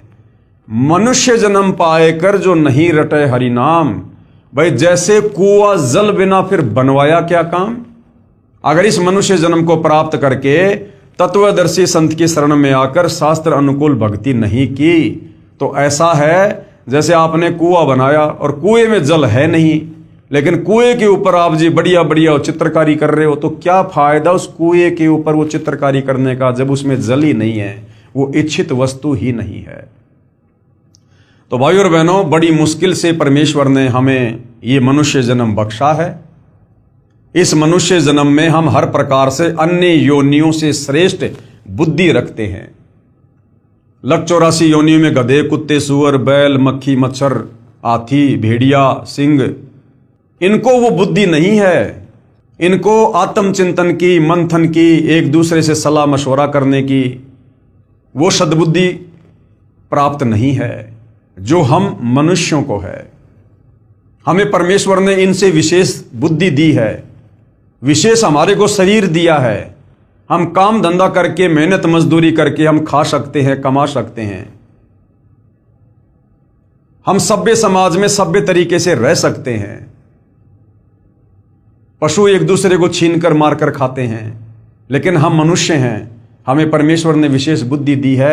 हम काम धंधा करके नेक नीति ईमानदारी से जीते हैं और दूसरे को भी जीने देते हैं। यदि हम वही पशु वाले कार्य करते करते मर गए तो फिर हमने क्या किया इस मनुष्य जन्म को प्राप्त करके? अरे बिना सतभक्ति के, बिना तत्वदर्शी संत की शरण के जो कार्य हम मनुष्य कर रहे हैं वो सारे के सारे कार्य पशु और पक्षी भी कर रहे हैं। जन्म लेकर जैसे वो भी बच्चे पैदा करते हैं, आप और हम शादियां करके बच्चे पैदा कर लेते हैं। वो पशु पक्षी बिना किसी गोत्र के, बिना किसी धर्म के, बिना किसी जाति के आपस में शादियां कर लेते हैं। हम अपने ये कर्म फोड़ने के लिए गोत्र में, धर्म में, जातियों में उलझ गए काल प्रेरणा से। वो पशु पक्षी खुले में सहवास करते हैं, संभोग करते हैं, क्योंकि उनको वो विशेष बुद्धि नहीं है, उनको कोई शर्मा शर्मी नहीं है। हमें परमेश्वर ने बुद्धि दी, इसलिए हम चार दीवारी के अंदर संभोग कर लेते हैं, शारीरिक संबंध बना लेते हैं। वो पशु पक्षी निवस्त्र होकर घूम लेते हैं। हम 100, 200, 250, 500 रुपए के कपड़े पहनकर अपने शरीर को ढक लेते हैं। वो पशु पक्षी वो कच्चा भोजन खा लेते हैं, हम थोड़ा चूल्हे पर पका के खा लेते हैं। वो पशु पक्षी जमीन में पड़ा हुआ खा लेते हैं, हम 100-50 रुपए की थाल में डाल के खा लेते हैं। बच्चे पैदा वो पशु पक्षी भी करते हैं, बच्चे पैदा हम भी करते हैं। अपने बच्चों का पालन पोषण, लाड़ प्यार वो पशु पक्षी भी करते हैं।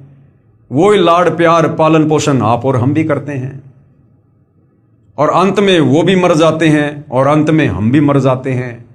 तो बताओ भाई और बहनों, यदि ये अनमोल मनुष्य जन्म प्राप्त करके, यदि हमने तत्वदर्शी संत की खोज करके, शास्त्र अनुकूल सत भक्ति करके अपनी आत्मा का कल्याण नहीं करवाया, तो उन गधे, कुत्ते, सुअर में, बैल में, गाय में और हम इंसानों की उन क्रियाओं में भला क्या अंतर है? इसलिए परमात्मा कहते हैं कि भक्ति बिना नर और खर एक है। नर यानी इंसान और खर यानी गधा। जो व्यक्ति मनुष्य जन्म प्राप्त करके तत्वदर्शी संत की शरण में आकर शास्त्र अनुकूल भक्ति शुरू नहीं करता है, कबीर परमात्मा ने उस व्यक्ति में, चाहे वो व्यक्ति देश का राजा क्यों ना हो, उस व्यक्ति में और गधे में कोई अंतर नहीं बताया। भक्ति बिना नर और खर यानी गधा एक है। जिन हरिपद नहीं जानिया, जिसको परमात्मा की जानकारी नहीं, जिसके पास सत भक्ति नहीं। भक्ति बिना नर और खर एक है, जिन हर पद नहीं जानिया। और पूर्ण ब्रह्म की परख नहीं रे, पूज मरे पाषाणा। उस पूर्ण परमात्मा की तो पहचान नहीं कि वो परमात्मा कौन है जिसकी भक्ति करनी चाहिए। और मंदिरों में, मस्जिदों में, चर्चों में, गुरुद्वारों में, धामों पर, तीर्थों पर ये पत्थर पूजते फिरते हैं, जो गीता अध्याय 16 श्लोक 23-24 के अनुसार शास्त्र विधि को त्याग कर मनमाना आचरण है।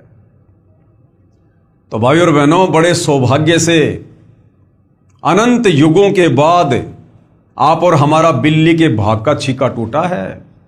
ये तत्वदर्शी संत धरती पर सदा नहीं रहते हैं, और एक समय में धरती पर एक ही संत होता है, पूर्ण संत, जिसकी पहचान गीता अध्याय 15 श्लोक 1 से 4 में बताई गई है कि जो संत उल्टे लटके हुए भक्ति रूपी वृक्ष के प्रत्येक विभाग को बता दे कि मूल परमात्मा कौन है, ये ब्रह्मा विष्णु महेश कौन है, अक्षर पुरुष कौन है, मुक्ति कैसे होगी, शास्त्र अनुकूल साधना क्या है, वो गीता अध्याय 17 श्लोक 23 में जो 3 मंत्र हैं, ओम तत् सत, तो तत् और सत का क्या मतलब है, उसके पीछे कौन से मंत्र छुपे हुए हैं।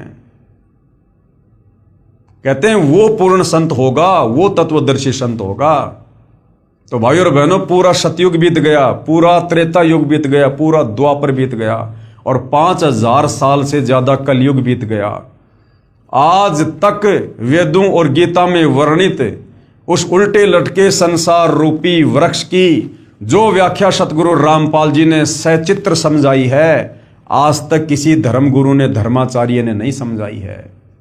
तो भाई और बहनों, लगभग 39 लाख वर्ष के बाद, क्योंकि सतयुग, त्रेता, द्वापर, कलयुग, ये 4 युग हैं, इन चारों युगों का कुल समय होता है 43,20,000 वर्ष। तो कलयुग अभी 4 लाख कुछ वर्ष बाकी है।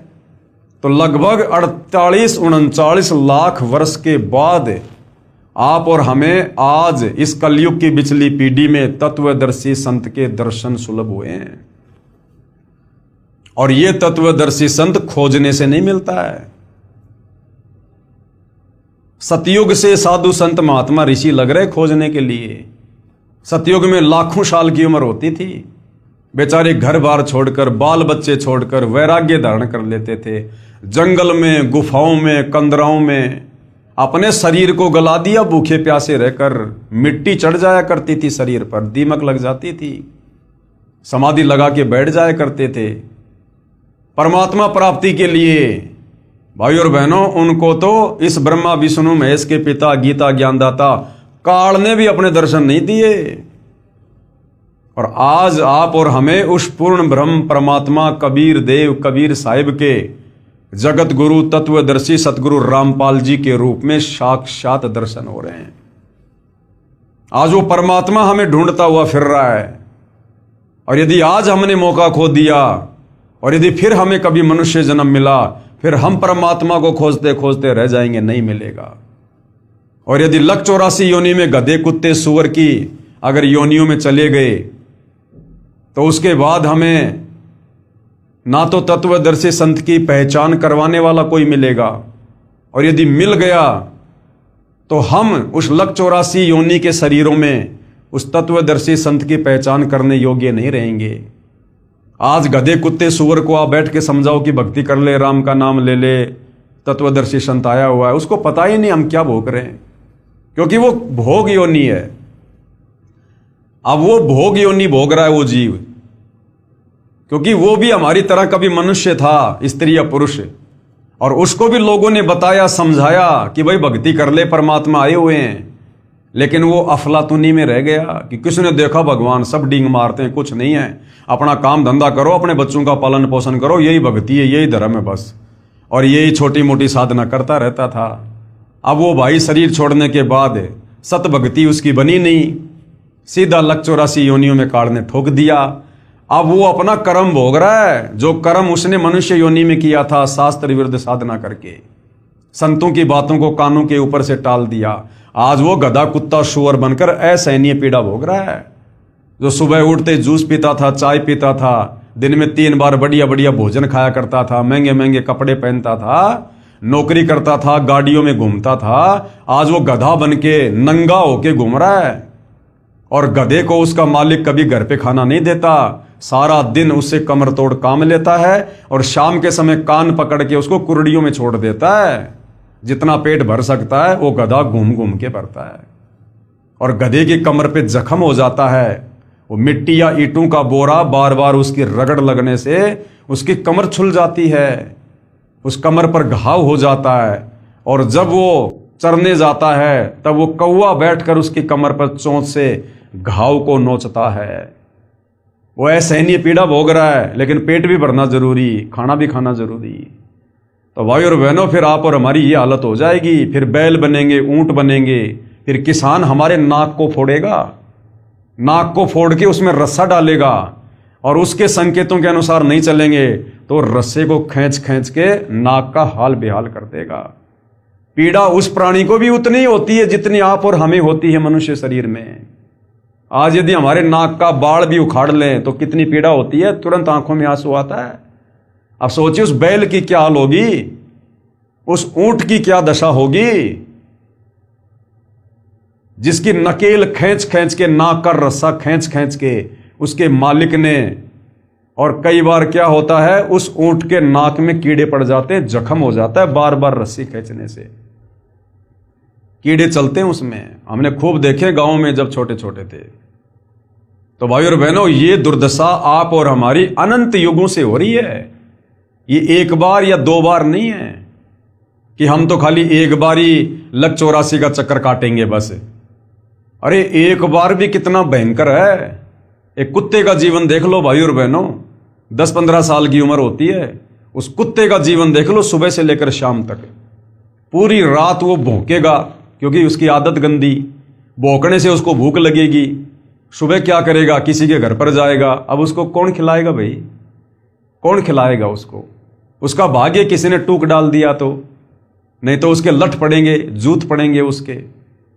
भूखा मर रहा है, क्या करेगा, घर घर दौड़ेगा, ना जाने कितने घरों में जाएगा एक टूक के लिए। किसी भगवान ने टूक डाल भी दिया, मिट्टी में डालेगा। अब एक टूक से कुत्ते का पेट भरेगा क्या? जो कुत्ता इंसान से ज्यादा भोजन खाता है, एक टूक से उसकी भूख और ज्यादा बढ़ जाती है, साथ में मिट्टी खाएगा। जबरदस्ती किसी की रसोई में घुसने का प्रयास करेगा, घरवाला लठ मारेगा, फिर प्यों प्यों करता हुआ दौड़ेगा। 10-15 घरों में घूम के आएगा, फिर भी पेट नहीं भरेगा। फिर कहां जाएगा? सुबह सुबह लोग जो खेतों में लैट्रिन करने जाते हैं, फिर वहां पर जाकर लैट्रिन खाएगा। 2 कुत्तों में लड़ाई हो जाती है, एक दूसरे की गर्दन फाड़ देते हैं। बरसात का मौसम है, चौमासा, उसमें कीड़े पड़ जाते हैं। कौन इलाज कराएगा भाई साहब का? भक्ति की नहीं, अब वो कर्मदंड भोग रहा है। कीड़े पड़ गए, जख्म हो गया, ना ढंग से खाया जा रहा, ना बैठा जा रहा, ना सोया जा रहा है, गर्दन हिला हिला के कभी किसी पानी में जाएगा, कभी कहां जाएगा। लेकिन वो कर्म तो भाई भोगना पड़ेगा। परमात्मा कहते हैं, तुमने उस दरगाह का महल नहीं देखा, धर्मराज के तिल तिल का लेखा। जैसे कर्म मनुष्य योनि में किए थे भक्ति ना करके, अब वो कर्म भोग रहा है। खुजली हो जाती है, खुजली, पूरा शरीर छुल जाता है, बाल उड़ जाते हैं। और ऐसे कुत्ते को तो कोई अपने आसपास भी नहीं फटकने देता, लगाएगा बीमारी, लठ मारते हैं दूर से। वो जाता है भोजन के लिए और लोग दूर से उसको पत्थर मारते हैं, लठ मारते हैं। कभी एक्सीडेंट में कोई गाड़ी वगैरह, कोई मोटरसाइकिल का पहिया उसके पैर पे चढ़ जाता है, क्योंकि अहंकारी जीव है, तभी तो वो कुत्ता बना। मनुष्य जन्म में अहंकारी था, तभी तो उसको कुत्ते की योनि मिली। और कुत्ते क्या करते हैं, रोड पर बैठेंगे बीच में, और गाड़ी बिल्कुल नजदीक आने वाली होगी तब जरा सा हटेंगे। तो कई बार क्या होता है, गाड़ी का पहिया उसके ऊपर ही चढ़ जाता है और पैर टूट गया, कमर टूट गई, घिसट घिसट के चलेगा, घिसट घिसट के। ऐसी दुर्गति से एक कुत्ते का जीवन। और ऐसे ऐसे करोड़ों जन्म लगातार भी हमें कुत्ते के मिल जाते हैं। मनुष्य जन्म में जो बीज हमने बोए होते हैं कुकर्मों के, शास्त्र विरुद्ध साधना के, जरूरी नहीं है कि एक बार लक 84 योनि भोगने के बाद हमें जो मनुष्य जन्म मिलता है वो खाली एक एक शरीर धारण करके मिलता है। नहीं, अगर एक बार आप जी कुत्ते की योनि में चले गए तो जरूरी नहीं है कि एक बार कुत्ते की योनि भोगने से पीछा छूट जाएगा। नहीं, वो एक कुत्ते की योनि हमें लाखों करोड़ों बार भी भोगनी पड़ सकती है लगातार। और करोड़ों बार जब एक ही कुत्ते की योनि भोग लेंगे, इतने कष्ट भोग लेंगे, उसके बाद फिर दूसरी योनि में डालेगा काल। जिस प्रकार हमने जैन धर्म के 24वें तीर्थकर महावीर स्वामी का जीवन पढ़ा, 20 करोड़ बार बिल्ली, 20 करोड़ बार कुत्ता, फलाना दिखना लगातार। क्योंकि परमात्मा का विधान है, शराब पीवे कड़वा पानी, 70 जन्म कुत्ते के जानी।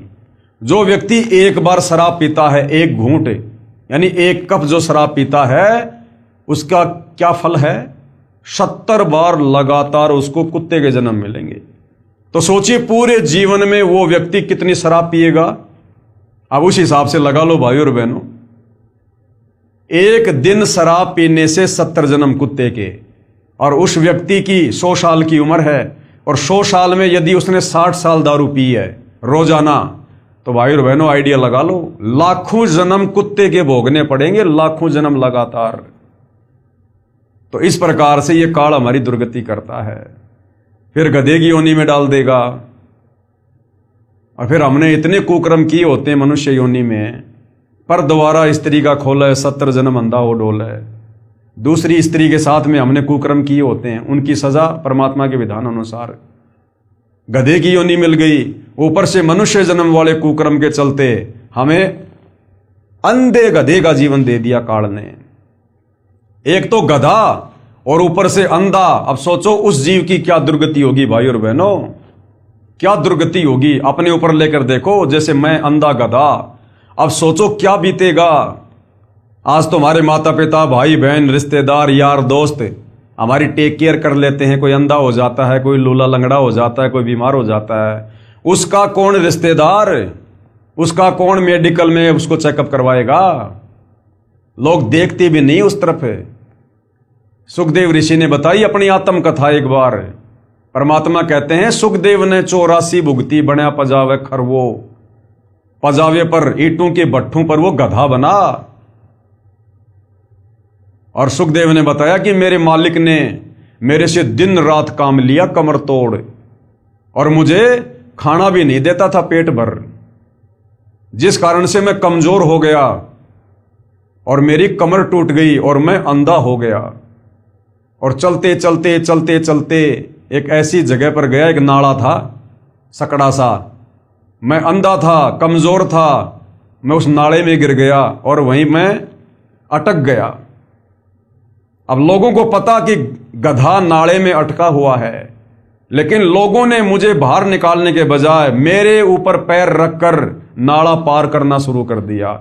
और इस प्रकार कई दिनों तक भूखा प्यासा रहकर वो सुखदेव, जब उसकी दिव्य दृष्टि खुली, तब कह रहा है कि मैं ऐसे दुर्गति से मरा।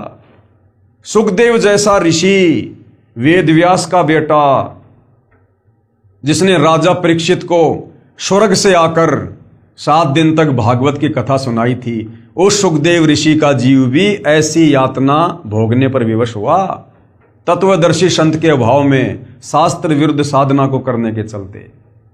तो भाई और बहनों, आप और हमारी क्या हालत होगी, क्या दशा होगी।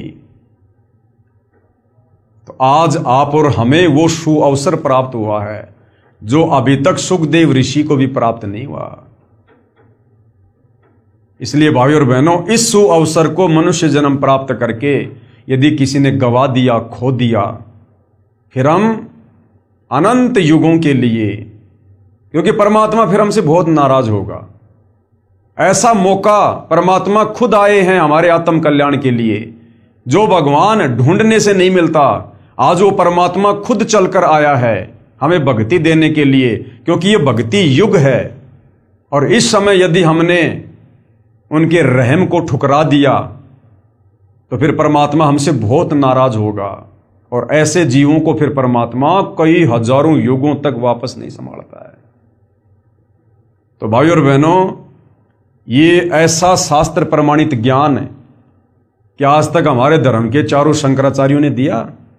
अरे वो शंकराचार्य तो संस्कृत के प्रकांड ज्ञाता हैं, फिर भी आप उनका एक भी सत्संग दिखा दीजिए जिसमें ऐसा निर्णायक ज्ञान जो सतगुरु रामपाल जी परमेश्वर जी ने दिया है।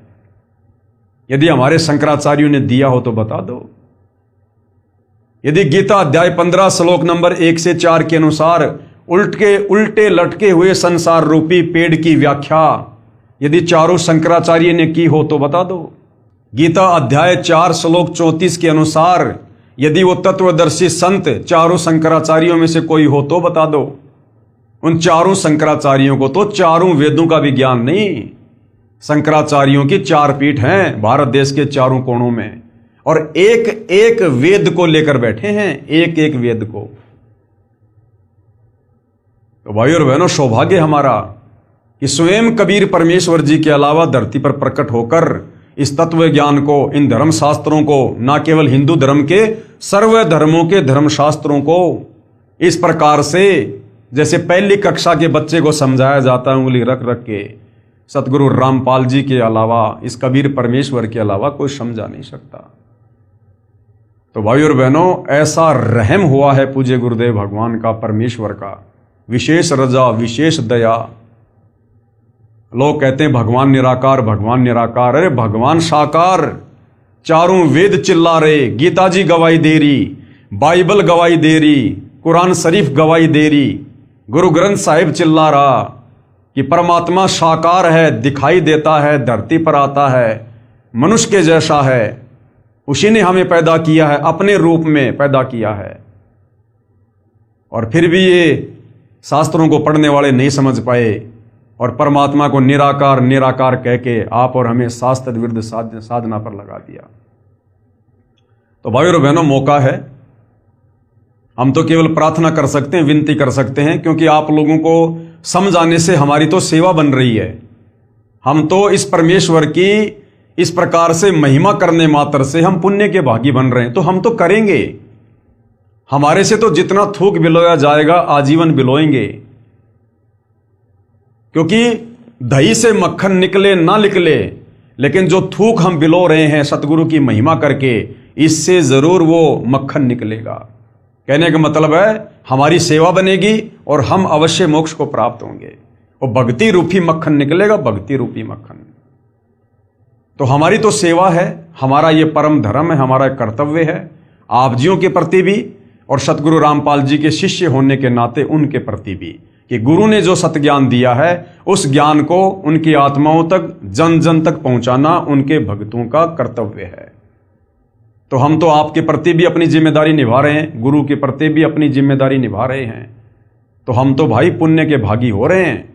परमात्मा कहते हैं हरि सेवा युग चार है और गुरु सेवा पल एक, भाई तासु पटंतर ना तुले संतन किया विवेक। और सत्संग की आदि घड़ी तप के वर्ष हजार, तो भी बराबर है नहीं कहे कबीर विचार। तो भाई और बहनों ये सत्संग हो रहा है। तत्वदर्शी संत के बाद यदि कोई सत्संग कर सकता है तो उनके शिष्य, क्योंकि इस ज्ञान को वही आगे फैला सकता है जिसको अपने गुरु से तत्व ज्ञान प्राप्त है। तो भाई और बहनों इस 4 दिन की चक्काचौंध के चक्कर में, इस झूठी विज्ञान के आविष्कार के चक्कर में और इस झूठी मान बढ़ाई में जो थोड़े बहुत सुख आप जी भोग रहे हो वर्तमान में मनुष्य जन्म प्राप्त करके, ये कबीर परमात्मा सतगुरु रामपाल जी की विशेष मेहर और दया समझो। ये विज्ञान कबीर भगवान ने दी है, ये मनुष्य के पास में बुद्धि नहीं थी। सतयुग त्रेता द्वापर बीत गया, कलयुग 5000 साल बीत गया, कोई एक साइकिल तक नहीं बना पाया। ये तुम्हारे श्री राम, श्री कृष्ण, महात्मा बुद्ध, ईसाइयों के मसीहा जो हैं ईसा मसीह जी, मुसलमानों का जो पैगंबर था, रसूल था हजरत मोहम्मद, ये अपने लिए गर्मियों के समय पंखा भी नहीं बना पाए। क्या उनके रिश्तेदार नहीं थे क्या वो अपने रिश्तेदारों से बात नहीं करना चाहते थे? वीडियो कॉल पर बात नहीं करना चाहते थे? एक कीपैड का मोबाइल भी नहीं बना पाए वो। हम कलयुग के इंसानों में उनसे ज्यादा दिमाग है क्या? अरे वर्तमान में तो इंसान बहुत ज्यादा विकारी हो गया, दुष्कर्मी हो गया, आलसी हो गया। वो तो बहुत अच्छी आत्मा थी। उस समय तो उनके पास में भक्ति धन था, उनके पुण्य थे, सदाचारी थे, निर्विकारी थे। उनमें ये बुद्धि क्यों नहीं आई? उनको ये समझ क्यों नहीं आई? ये मटेरियल जो आज जमीन खोद खोद के वैज्ञानिकों ने ये उपकरण बनाए हैं, ये जमीन, वो खाने, वो मटेरियल उस समय भी जमीन में था।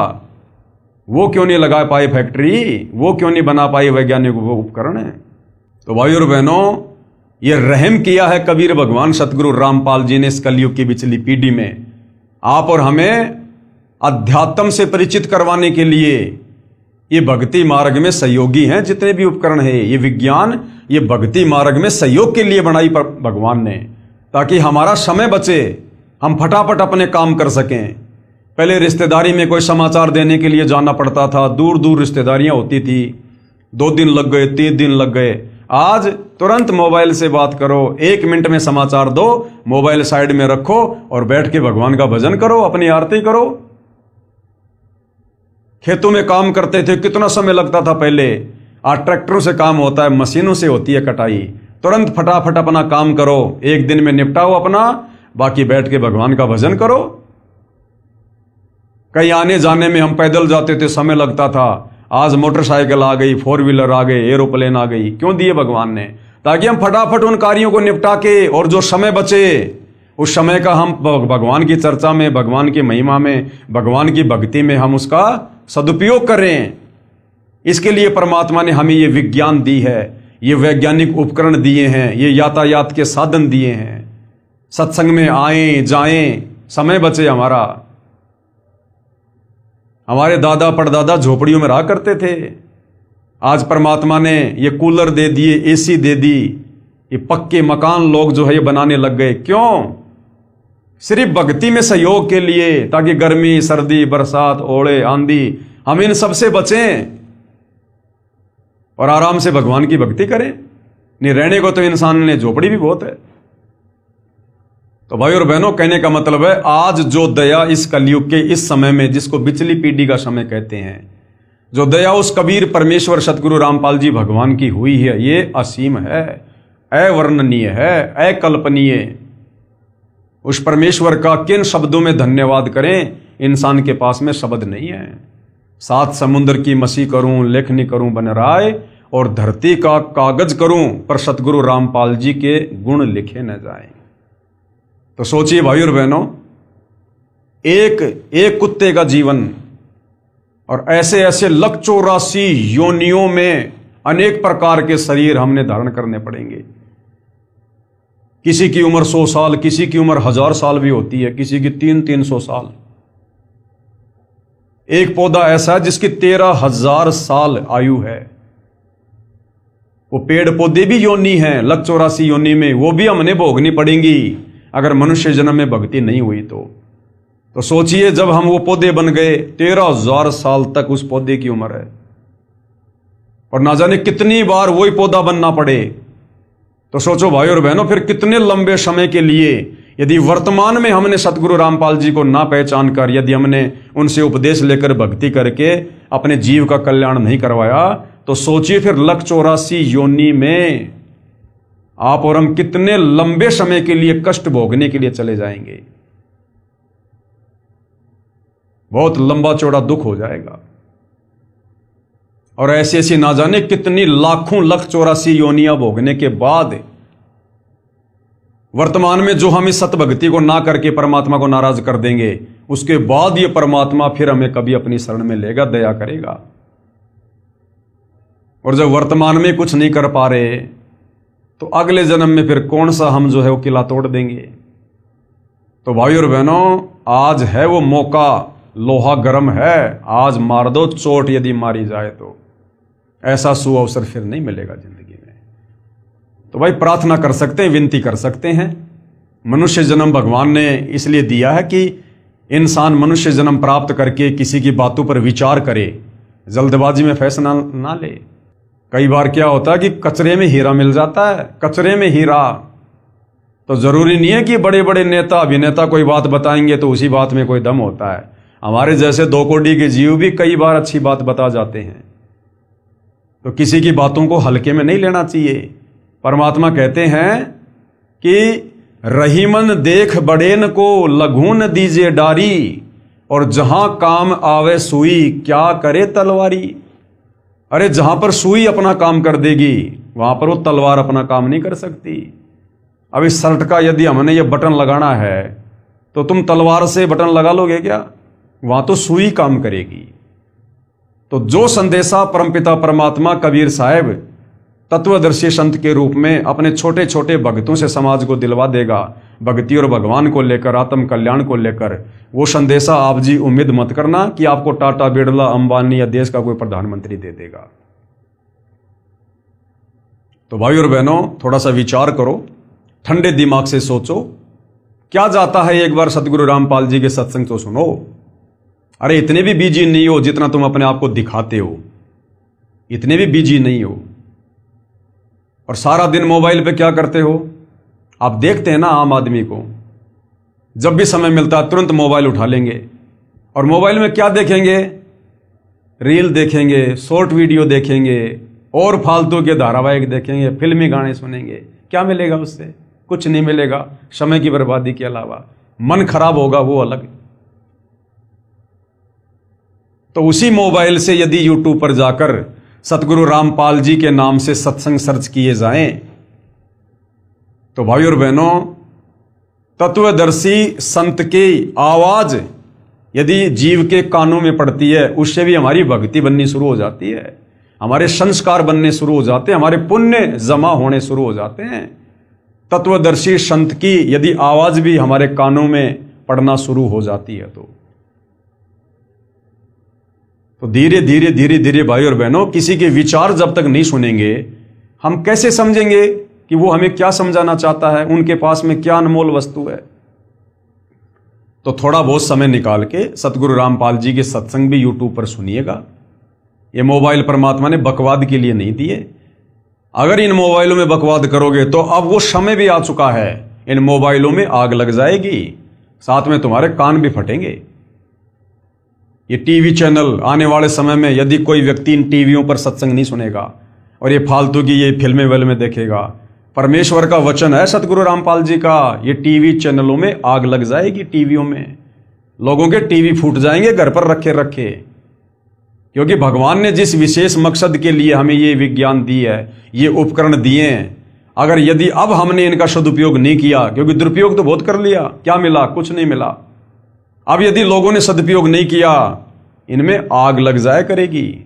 आप देख रहे होंगे गर्मी कितनी भयंकर पड़नी शुरू हो गई है, वातावरण कैसे चेंज हो रहा है। तो भाई और बहनों, अब समय आ गया, परमेश्वर के द्वारा दिए गए इन उपकरणों का सदुपयोग करो। और परमेश्वर ने जो अनमोल मनुष्य शरीर दिया है और जो हमें ये अंग दिए, इनका भी सदुपयोग करो। ये आंख परमात्मा ने क्यों दी है? उस परमेश्वर के दीदार के लिए।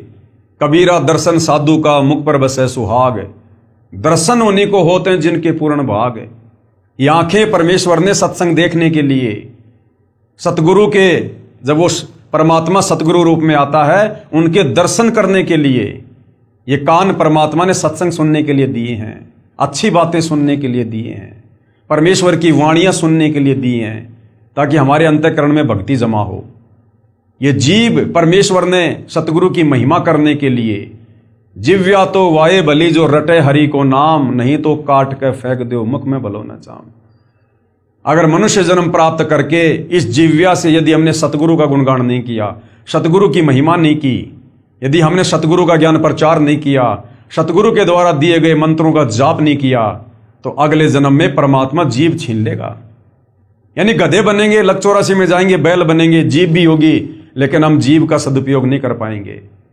कल को यदि उस बैल के पैर में कोई कील चुभ गई, वो बैल जिसके मुंह में जीभ है, वो बोल के नहीं बता सकता कि मेरे पैर में कील चुभी है, मुझे पीड़ा हो रही है। क्यों? क्योंकि आपने मनुष्य जन्म में उस जीव्या का सदुपयोग नहीं किया। किसी को गाली दी, किसी को उल्टा बोला है, और फालतू की बातों में, निंदा चुगली में अपने जीव का दुरुपयोग किया। ये हाथ, इन हाथों से हमें परमेश्वर की सेवा करनी है, इन हाथों से हमने दान धर्म करना है, उपकार के अच्छे कार्य करने हैं, इसलिए भगवान ने हाथ दिए हमें। और इन हाथों से यदि हम दुष्कर्म करेंगे, किसी का यदि हम कोई बुरा करेंगे, मार पिटाई करेंगे, तो परमेश्वर इनको भी छीन लेगा, क्योंकि हमने उसके द्वारा दिए गए अंगों का दुरुपयोग किया है। इसी प्रकार भाई और बहनों, परमेश्वर के द्वारा दिया गया अनमोल शरीर और ये अनमोल समय और ये विज्ञान, हमने इन सब का जगत गुरु तत्वदर्शी सतगुरु रामपाल जी परमेश्वर जी की शरण में आकर सदुपयोग करना है। और सतगुरु रामपाल जी की शरण से बेहतर सदुपयोग इस समय का और इस मनुष्य जीवन का ये और कहीं नहीं हो सकता है। बाकी तो आप बर्बाद ही बर्बाद करोगे, अपने कर्म ही कर्म फोड़ोगे। अगर शुभ कर्म बनाने की कोई जगह है तो सतगुरु रामपाल जी के चरण हैं, उनकी भक्ति है। बाकी तो हम मनुष्य जन्म प्राप्त करके अपने कर्म बिगाड़ सकते हैं, कर्म फोड़ सकते हैं। तो हम तो केवल विनती कर सकते हैं भाई और बहनों, आज YouTube पर सतगुरु रामपाल जी के ढेरों सत्संग हैं।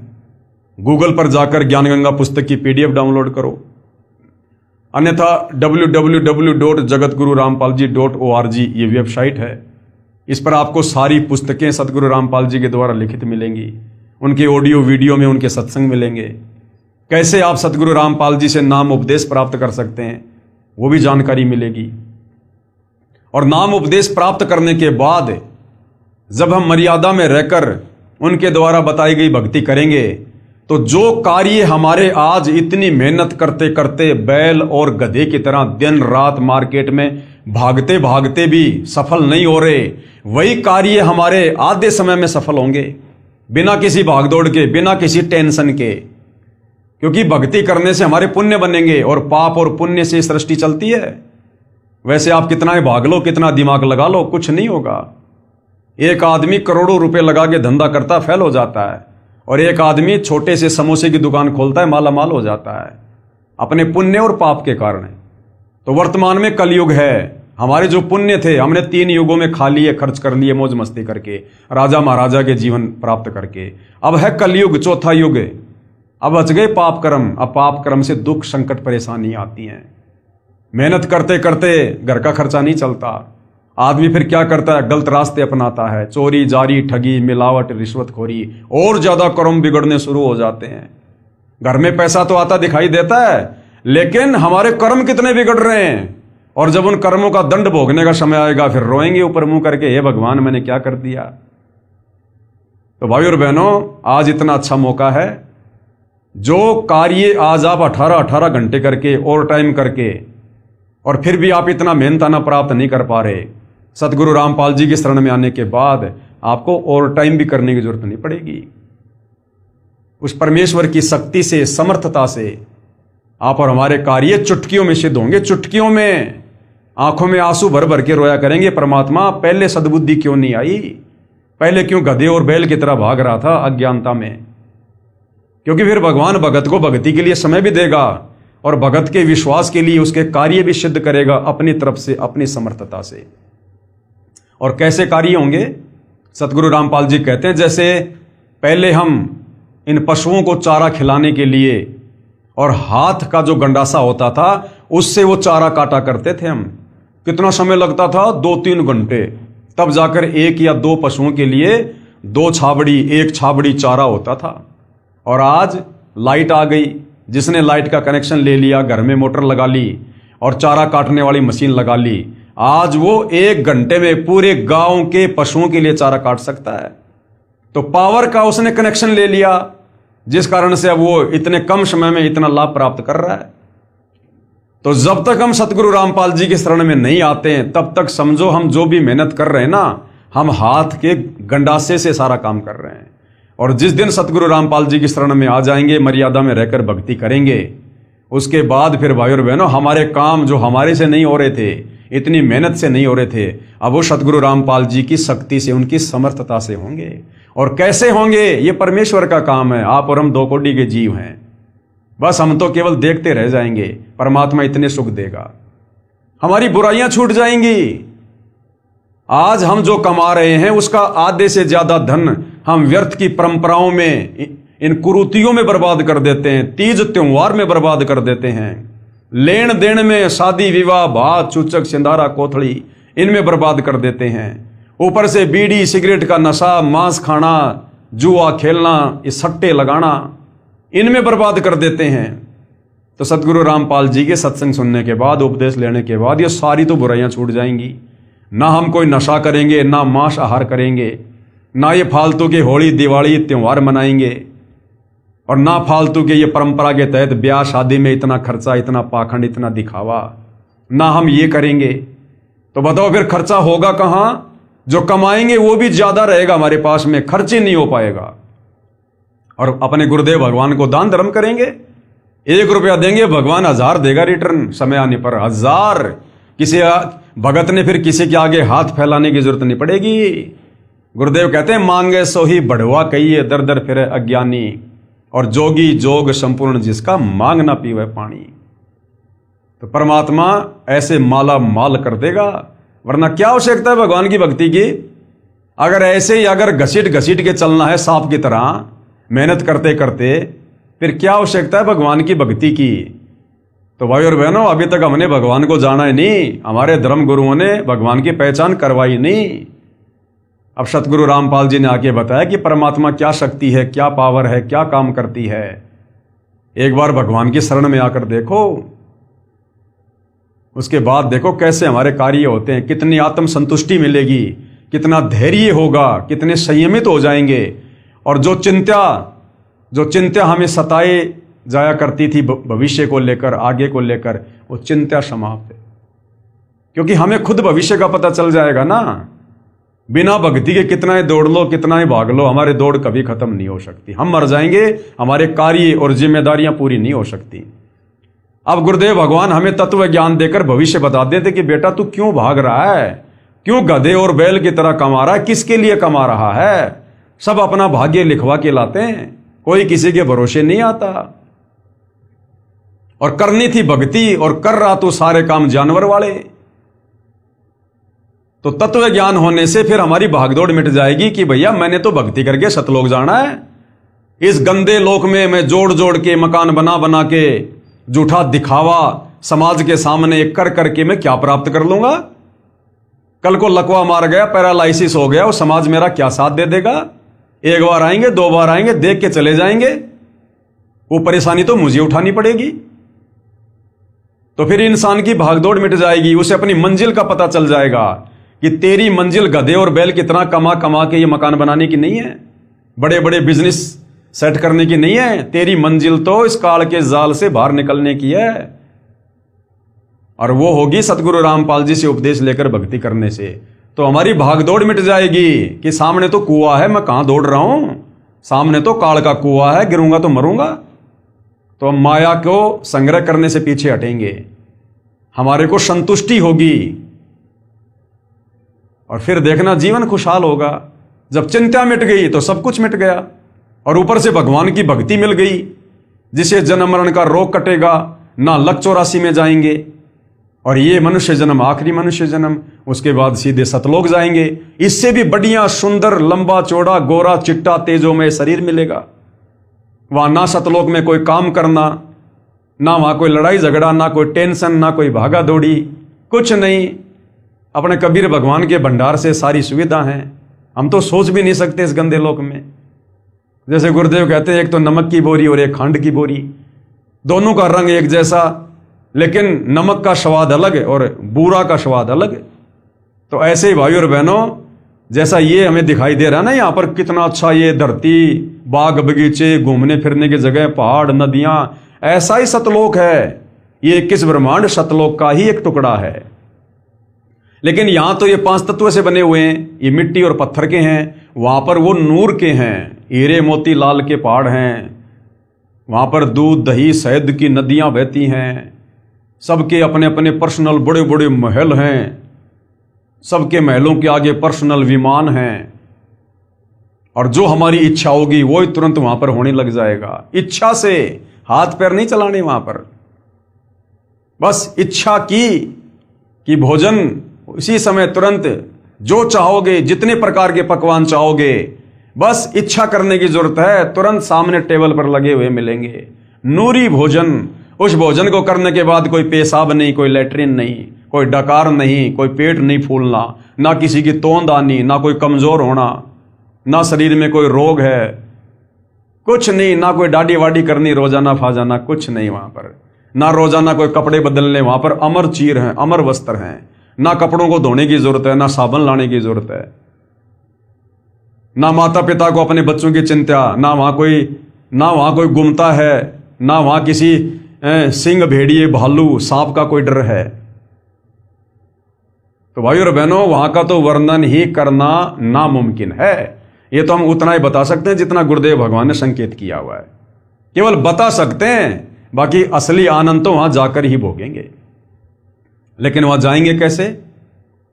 तत्वदर्शी संत की शरण में आकर और उनके बताए अनुसार आजीवन मर्यादा में रहकर भक्ति करके।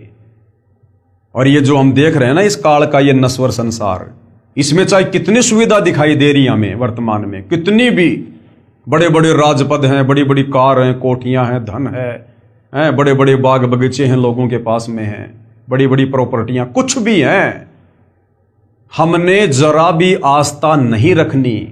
दूसरों की तो छोड़ दो, अगर हमारे पास भी भाग्यवश अगर इतना धन है, इतनी सुविधा है, हमने उनमें भी कोई आस्था नहीं रखनी है, क्योंकि गुरुदेव ने हमें हकीकत बता दी किस ब्रह्मांड की। ये खोकापुर है, ये उत्पत्ति और प्रलय में आता है, एक दिन सब नष्ट हो जाएगा, मिट्टी बन जाएगी। ये झूठा दिखावा है, काल ने तुम्हें भ्रमित कर रखा है। और इस तत्व ज्ञान को आधार बनाकर, और जैसी हमारी तड़फ सतलोक में रहते सहते और इस काल के साथ 21 ब्रह्मांड में आने की बनी थी, यानी सतलोक के सुख जिनका वर्णन नहीं किया जा सकता, हमें उस समय जब काल के ऊपर आस्था हुई, हमें सतलोक का एक भी सुख अच्छा नहीं लग रहा था। एक भी सुख, सतलोक की किसी भी वस्तु में हमारी कोई इच्छा नहीं बन रही थी। तब परमात्मा ने हमें काल के साथ यहां भेजा। अब इसी प्रकार सतगुरु रामपाल जी के ज्ञान को सुनकर, सारी सृष्टि रचना को समझकर, सतलोक के सुखों को सुनकर, अब इस काल के लोक में चाहे कितने सुख हों, असल में तो सुख है ही नहीं, ये केवल नाम है सुख का, बाकी धोखा है। फिर भी जो भी कुछ यहां दिखाई दे रहा है, हमने किसी में कोई आस्था नहीं रखनी, कुछ भी प्राप्त करने की हमने कोई मन में इच्छा नहीं धारण करनी, और है तो उसमें कोई आसक्ति नहीं रखनी कि ये मेरा है। हमें बिल्कुल नफरत हो जाए, नफरत, और हमारी सुरती सतलोक में लग जाए कि परमात्मा इसी जन्म में पार करो, मालिक इसी जन्म में। रोना पड़ेगा भाई और बहनों, रोना, तब जाकर ये परमात्मा दया करेगा। आप और हमने रिहर्सल शुरू कर देनी चाहिए, यदि वास्तव में हमारा टारगेट सतलोक जाने का है तो। यदि अभी तक आप जी का टारगेट भक्ति प्राप्त करके और यहां की सुख सुविधा ही प्राप्त करने का है कि भाई मकान बनाऊंगा, गाड़ी लाऊंगा, बच्चे पढ़ाऊंगा, नौकरी लगाऊंगा, तो ये रिहर्सल आप जियो के कोई काम की नहीं है, आप इसको कर भी नहीं पाएंगे, एक दिखावा होगा आपके लिए। और जिन आत्माओं ने वास्तव में इस ज्ञान को अच्छे से समझ लिया और जिनका टारगेट सतलोक है कि परमात्मा इसी जन्म में, अब की बार लग 84 से पार, तो उन आत्माओं ने रिहर्सल कर देनी चाहिए रोजाना अपने गुरुदेव के चरणों में एकांत में बैठकर अपने घर पर दरबार साहिब में, और ये विचार करना चाहिए गहराई से कि मान लीजिए अगर मेरे पूज्य गुरुदेव भगवान विमान लेकर आ जाते हैं और मुझे कहें कि बेटा या बेटी चल बैठ, विमान आ गया, चलो सतलोक, उस समय मुझे कौन कौन सी वो चीजें हैं, कौन कौन सी वो काललोक की नश्वर संपत्ति है जो मुझे विमान की तरफ जाने से रोकेगी, या विमान की तरफ जाते समय रह रहकर मुझे उनकी याद आएगी। वो कोई मेरा बेटा है या बेटी है, पोता है, पोती है, कार है, कोठी है, संपत्ति है, मां बाप है या पत्नी है, क्या है? एक मन में एक विचार कीजिए, कल्पना कीजिए कि जैसे मैं बैठा हुआ हूं, इधर मेरा मकान है, मेरा परिवार है, सारी सुख सुविधा है, और इधर मेरे गुरुदेव भगवान विमान लेकर आ गए और कह रहे हैं बेटा आजा फटाफट सतलोक के लिए चल। अब मुझे कौन सी वो चीज है इस संसार की जो मुझे विमान की तरफ जाने से रोकेगी? वो बैठकर हमने चिंतन करना पड़ेगा, ये कल्पना करनी पड़ेगी कि हकीकत में गुरुजी आ गए और मुझे बुला रहे हैं। अब मुझे वो बेटा याद आएगा, बेटी याद आएगी, कार, कोठी, संपत्ति, पैसा, क्या मुझे याद आएगा? अगर कोई ऐसी वस्तु है जो आपको खींच रही है अपनी तरफ, आपको याद आ रही है कि अभी भी तो मकान बनाया है, अभी तो इसमें इतने पैसे लगा दिए, अभी गुरुजी विमान लेके आ गए, अभी तो मेरा पोता होने वाला है, मैंने तो मुंह भी नहीं देखा।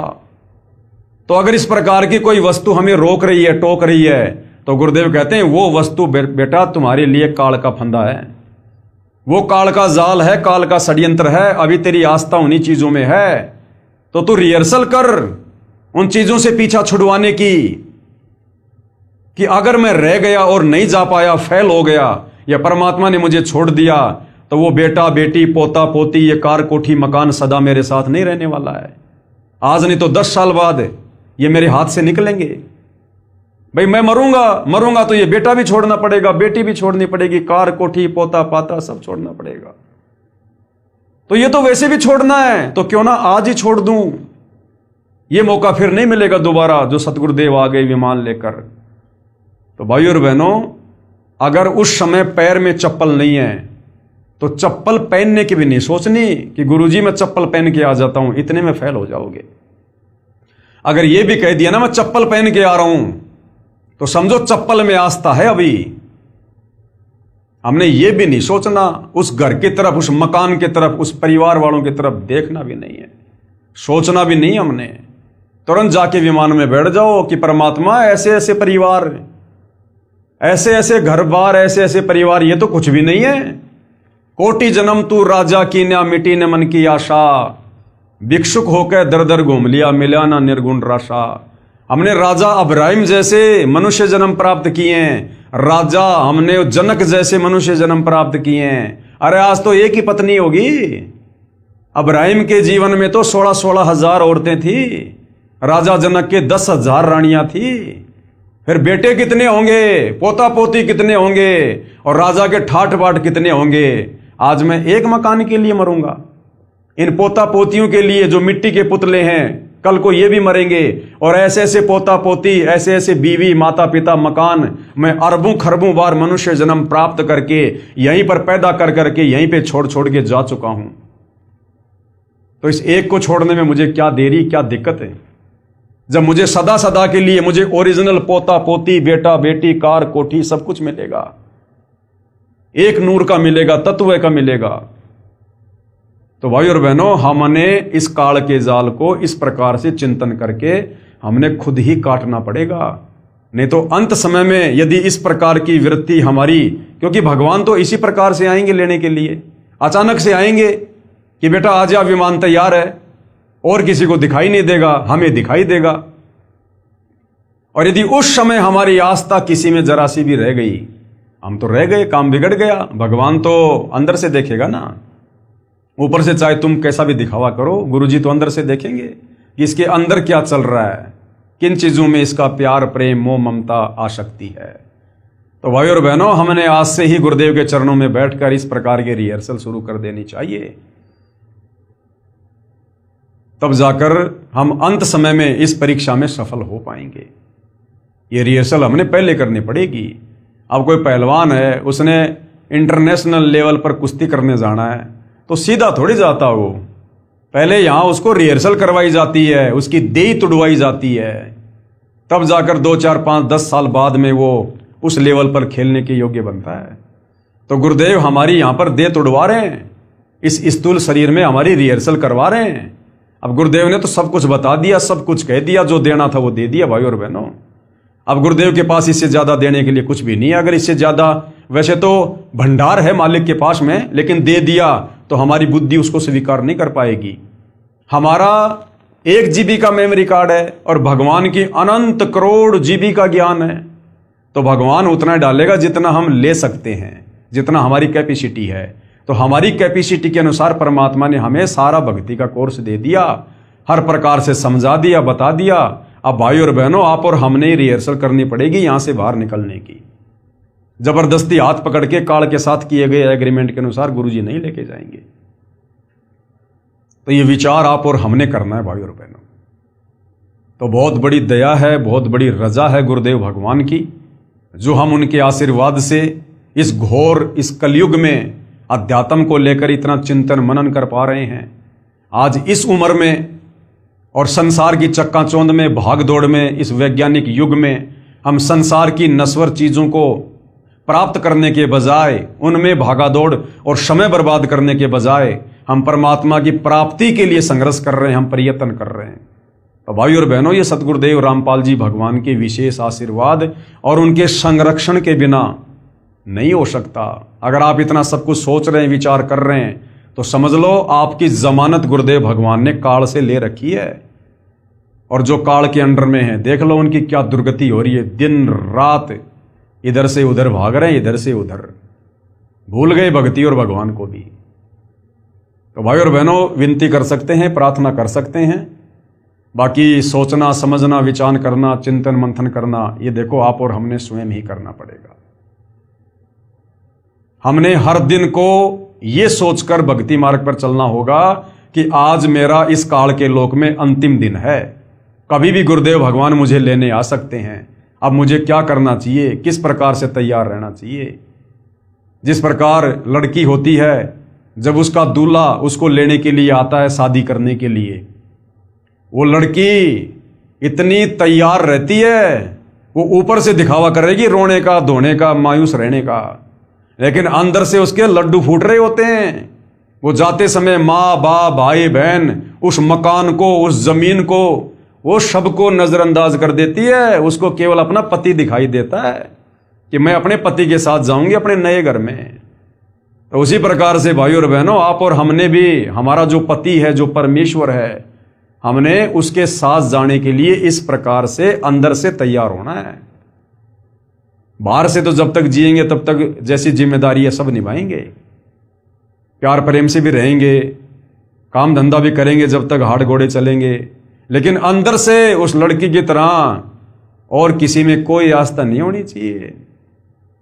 लोग 1-1 इंच जमीन के टुकड़े के लिए लड़ मरते हैं, और वो लड़की अपने बाप की करोड़ों की संपत्ति को ठोकर मार देती है। एक पल भी नहीं सोचती वो कि मेरा हिस्सा, उसको याद भी नहीं आता। उसको तो जो उसका पति लेने के लिए आ रहा है, शादी करने के लिए, बस वो ही दिखाई दे रहा है। तो इसी प्रकार भाई और बहनों, आप और हमने हमारे पति परमेश्वर सतगुरु रामपाल जी और उनका विमान दिखाई देना चाहिए कि मैंने तो अपने ससुराल जाना है, हालांकि है हमारा वो पीहर, लेकिन यहां की तुलना में अब वो हमारा ससुराल हो गया। तो अब हमने सतलोक जाना है हमारे पति परमेश्वर गुरुदेव के साथ में। और यहाँ की ये जमीन जायदाद संपत्ति, माता पिता भाई बंधु, हमने किसी से कोई लेना देना नहीं है। फिर घर में जितने भी उपदेशी हैं, सब ने इसी प्रकार से सोचना है।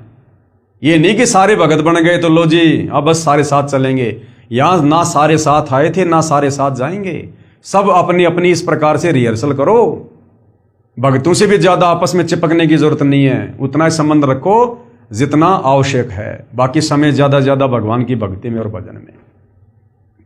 तो भाई और बहनों, केवल प्रार्थना कर सकते हैं, इससे ज्यादा हमारे हाथ में और कुछ नहीं है।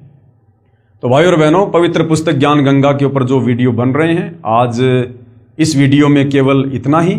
कल परमेश्वर की सेवा में फिर हाजिर होंगे। तब तक गुरुदेव भगवान हम सबको आज्ञा दे, आशीर्वाद दे, सद्बुद्धि दे, हमारा मार्गदर्शन करे, हमें भ्रमने और भटकने से बचाए। बंदी छोड़ सतगुरु रामपाल जी परमेश्वर जी की जय हो।